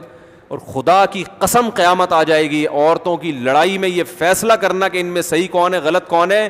کسی کے باپ, کوئی کائنات میں ایسا انسان کا بچہ پیدا ہوا ہی نہیں ہے. اس کا حل جب میرے پاس آتے ہیں میں کہتا ہوں الگ کرو ان دونوں کو, بہو کو الگ رکھو, ساس کو الگ رکھو. کہہ رہے نہیں میں چاہ رہا ہوں کہ جو غلطی ہے اس کو سزا. میں نے کہا یہ تیرا باپ فیصلہ کرے گا کہ غلطی کس کی ہے, یہ فیصلہ کون کرے گا. دونوں ایسے ہی بولیں گے, ایک تو بات کاٹیں گی, ادھر لے جا کے سنو گے اس کی, ادھر لے جا کے سنو گے, نہیں ہو سکتا فیصلہ بھائی. وہ رائی کا پہاڑ بناتی ہیں خواتین, اتنی سی بات کو بڑھا چڑھا کر. اور پھر ساس بہو میں ایک دفعہ یہ پیدا ہو گیا نا کہ یہ مجھ سے نفرت کرتی ہے, مجھے نیچا دکھانے کی, اور پھر اب تو ہر بات میں یہی ہوگا. اب یہ آٹومیٹک ہو گئے ہیں, ٹھیک ہے. ابھی ایسے جیسے آٹومیٹک گاڑی آپ نے چلا کے چابی اندر بھول گئے, دروازے لاک ہو گئے, اب کھڑے ہو کے دیکھو اب یہ کیا ہو رہی ہے, جا رہی ہے, اب نہیں رکے گی یہ. اب آپ تماشا دیکھو. تو اس لیے میں کہتا ہوں تمیز سے رہنے کا طریقہ کیا ہے, پہلے اپنی بیگم کو بتا دو بہو آ رہی ہے, طنز بالکل نہیں کرنا. نہیں آتی روٹی پکانا تو بولو بھائی کوئی بات نہیں بیٹا, یہ تو ہوتا ہے, ہمیں مجھے بھی نہیں. جھوٹ بول رہا ہے یار تھوڑی دیر کے لیے, بیٹا مجھے بھی نہیں آتی تھی, مجھے میری ساس نے سکھائی. کیا بارہ ہے, ایسے جھوٹ تو چلتا ہے, یہ تو ثواب ملے گا ایسے جھوٹ پہ. اور یہ 100% جھوٹ بھی نہیں ہے, کچھ نہ کچھ تو سکھایا ہوگا نا اس نے, تو تھوڑا سا بول دو اور وہ بھی اس کو بھی سکھا دو. تو ایسے گھر جنہوں نے شروع میں کنٹرول کر لیا نا, ان کے گھر جنت بنے ہوئے ہیں. 4 5 بہویں ایک ساتھ رہتی ہیں اور کوئی طنز نہیں ہوتا. اور ایسے گھر بھی الحمدللہ ہمارے معاشرے میں تھے کہ 4 بیٹے اور بہویں 6, پھر بھی الحمدللہ وہ چل گئے کسی نہ کسی درجے میں. خیر, تو طنز نہ کرو. طنز سے معاملہ کیا ہوتا ہے؟ طنز تو جب لڑائی کرنی ہے پھر طنز ہے. وہ بھی ایک موقع آتا ہے کہ جب پھر تانے طبیعت سے دیا کرو. جب پھڈا ہی کرنا ہے, اب توڑنا ہی ہے, تو پھر چلے گا نا طنز. تو حتی الامکان, اسی وجہ سے میں اس کا بالکل قائل نہیں ہوں جوائنٹ فیملی کا اس زمانے میں, کیونکہ پتہ ہی نہیں چل رہا ہوتا. جو مظلوم ہوتی ہے وہ ظالم بنی ہوئی ہوتی ہے, جو ظالم ہوتی ہے وہ مظلوم بنی ہوئی ہے, تو پتہ ہی نہیں چل رہا ہوتا. بھائی تمیز سے الگ رکھو, اماں کو ملاؤ, جیسے ہی لڑنے لگو بولو اماں آپ کا گھر وہ ہے, آپ کا گھر وہ ہے. پھر بھی جوائنٹ فیملی ایک اللہ کی نعمت ہے, بشرطے کہ تمیز سے رہیں. تو طنز نہ کرو, نہ شاگردوں پہ طنز کیا کرو, نہ اپنی اولاد پہ طنز کیا کرو. باپ بیٹوں کو سمجھائے تو آرام سے, بیٹا یوں ہوتا ہے, ایسا ہے, تو ایسے آرام سے تمیز سے جب سمجھائے گا نا, تو کم از کم بیٹا محسوس کرے گا ابا میرے کو کیا دے رہے ہیں, عزت دے رہے ہیں. طنز کرو گے, ہم تو بیٹے کو پھر بھی کہتے ہیں یار باپ طنز بھی کرے برداشت کرو, لیکن آج کل جو اعصاب لوگوں کے کمزور ہیں, گٹکے کھانے والا کہاں برداشت کرے گا, سگریٹیں پی کے گٹکے کا, اور بھی بہت کچھ کام ہو رہے ہیں, تو وہ سب کرا کے وہ برداشت کیا ہو گئی, ختم. آرام سے تمیز سے ٹھنڈا کر کے آرام سے. ہمارے استاذ نے ایک واقعہ سنایا کہ ایک طالب علم جو تھا نا, پڑھائی میں دلچسپی نہیں لے رہا تھا, پڑھائی میں حالانکہ بہت ذہین تھا. جو معاشرے کی اصلاح چاہتے ہیں نا, ان کا ایٹیٹیوڈ یہ ہوتا ہے, حالانکہ ذہین ہے, پڑھ نہیں رہا. استاذ نے کبھی ایک تھپڑ, کبھی وہاں سے تھپڑ, ابا بھی کوٹ رہے ہیں پکڑ کے اس کو. تو کہہ رہے مجھے بتایا کہ یار اس کو مارتے رہتے ہیں. تو میں نے اس کو سائڈ پہ لے کر گیا. میں نے کہا بھائی پہلی بات میں گارنٹی دیتا ہوں آئندہ تم پہ کوئی ہاتھ نہیں اٹھائے گا. لڑکے کی عمر ہوگی 16-17 سال, بالکل ینگ. کہہ رہے میں نے کہا ہاتھ نہیں اٹھائے گا. تمہیں اتنا شوق ہے پڑھنے کا, تم پڑھتے کیوں نہیں ہو؟ عزت دی نا اس کو, اور کہا کہ دیکھو جو تمہارے دل میں بات ہے مجھے بتاؤ, میں تمہاری عزت کی بھی حفاظت, تمہارے راز کی بھی حفاظت کروں گا, کیونکہ تم تو بہت اچھا پڑھتے تھے, اچانک کیا ہو گیا تمہیں؟ کوئی میڈیکلی کوئی پرابلم ہو گئی ہے, کچھ بھی ہو گیا ہے, میں پہلی بات تمہارا راز رکھوں گا, تمہیں ذلیل نہیں کروں گا. تو اس نے کہا کہ مجھے عشق ہو گیا اپنی کزن سے, اور ہر وقت وہ میرے دماغ میں بسی رہتی ہے. چاہے واقعہ بھی پرانا, اس وقت موبائلوں کا زیادہ استعمال نہیں ہوتا تھا, اور میرے دماغ میں وہ گھس گئی ہے. مجھے ہر وقت اس کے خیالات آتے ہیں, ہر وقت اس سے ملنے کا شوق, اور میں یہ بات اپنے باپ سے نہیں کر سکتا, کیونکہ ہمارے گھر کا ایسا ماحول نہیں ہے کہ ابا سے کہیں ابا مجھے فلانی سے عشق ہو گیا. ابا کہے کہ چماٹ لگایا, کم بات اپنی عمر دیکھ, تجھے پڑھنے کے لیے میں نے بھیجا ہے اور عشق ہو گیا, تو مولوی بن رہا, مدرسے کا طالب علم تھا, تو مولوی بن رہا ہے. تو اب کیا کہ مدرسے کا تھا, پتہ نہیں کالج کا تھا, مجھے صحیح یاد نہیں ہے. واقعہ یہ ہو گیا کم از کم 20 سال پرانا. تو انہوں نے اس کو جا کے سمجھایا. انہوں نے کہا کہ کوئی بات نہیں, میں تمہارے والد سے بات کرتا ہوں. اس نے کہا نہیں آپ بات کریں گے ابا غصے میں آ جائیں گے. انہوں نے کہا چھوڑو یار. ابا کو جا کے سمجھایا, دیکھو یہ اچھا بھلا لڑکا ہے, اتنے شوق سے پڑھ رہا تھا, یہ بندہ 2 نمبر نہیں ہے. ایک تو سست ہوتا نا, اس کمبخت کا تو کوئی علاج ہے ہی نہیں. سست کو تو تھپڑ ماریں گے نا تو وہ اور پڑ جائے گا کہ اب تو میرے زخم ہو, میرے تو تکلیف درد ہو رہا ہے, ٹھیک ہے, میں تو اب اٹھ ہی نہیں سکتا. تو اب یہ کہ غلط ہو گیا لیکن عشق ہو گیا ہے, تو آپ اپنے خرچے پہ اس کی شادی کرا دیں وہاں پہ. اگرچہ یہ جاب نہیں کر رہا, لیکن آپ کا بچہ دوبارہ سے پڑھائی میں دلچسپی لے گا, کوئی بڑا ڈاکٹر بن جائے گا, بڑا انجینئر بن جائے گا, کیونکہ سب استاذ اس کی گواہی دے رہے ہیں کہ یہ پڑھنے میں بہت ایکسٹرا آرڈینری ذہین ہے, یہ محنتی بھی اور ذہین بھی. اب فالٹ یہ ہو گیا ہے, تو آپ اپنے خرچے پہ کر دیں. جب یہ کمانا شروع کرے گا تو کھلائے گا نا بیوی کو. کوئی لوفر قسم کا لڑکا تو یہ ہے نہیں کہ آپ کے ذمہ داری پہ چھوڑ کے بھاگ جائے.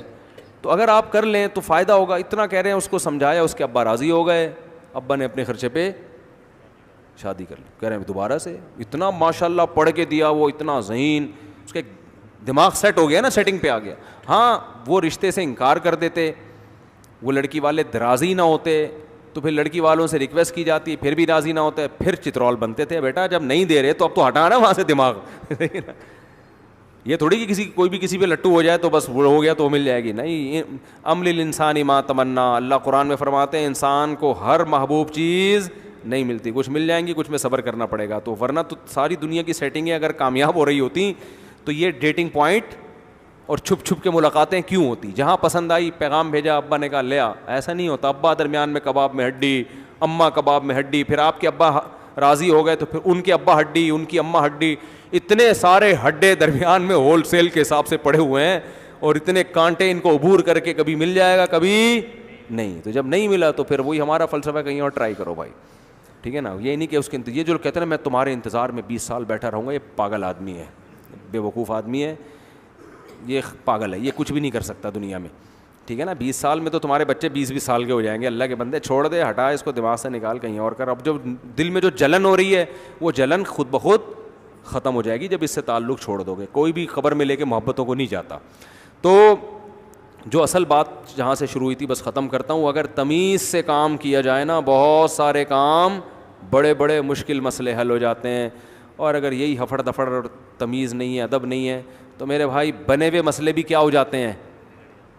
میں نے گھروں میں محبتیں تھیں, ذرا سی بات پہ تلواریں نکلتی ہوئی دیکھی, بندوقیں نکلتی ہوئی, تمیز نہ ہونے کی وجہ سے. تو تمیز سینٹر ایک ہم سب کو کھولنا چاہیے جس میں ہم سب تمیز سیکھیں.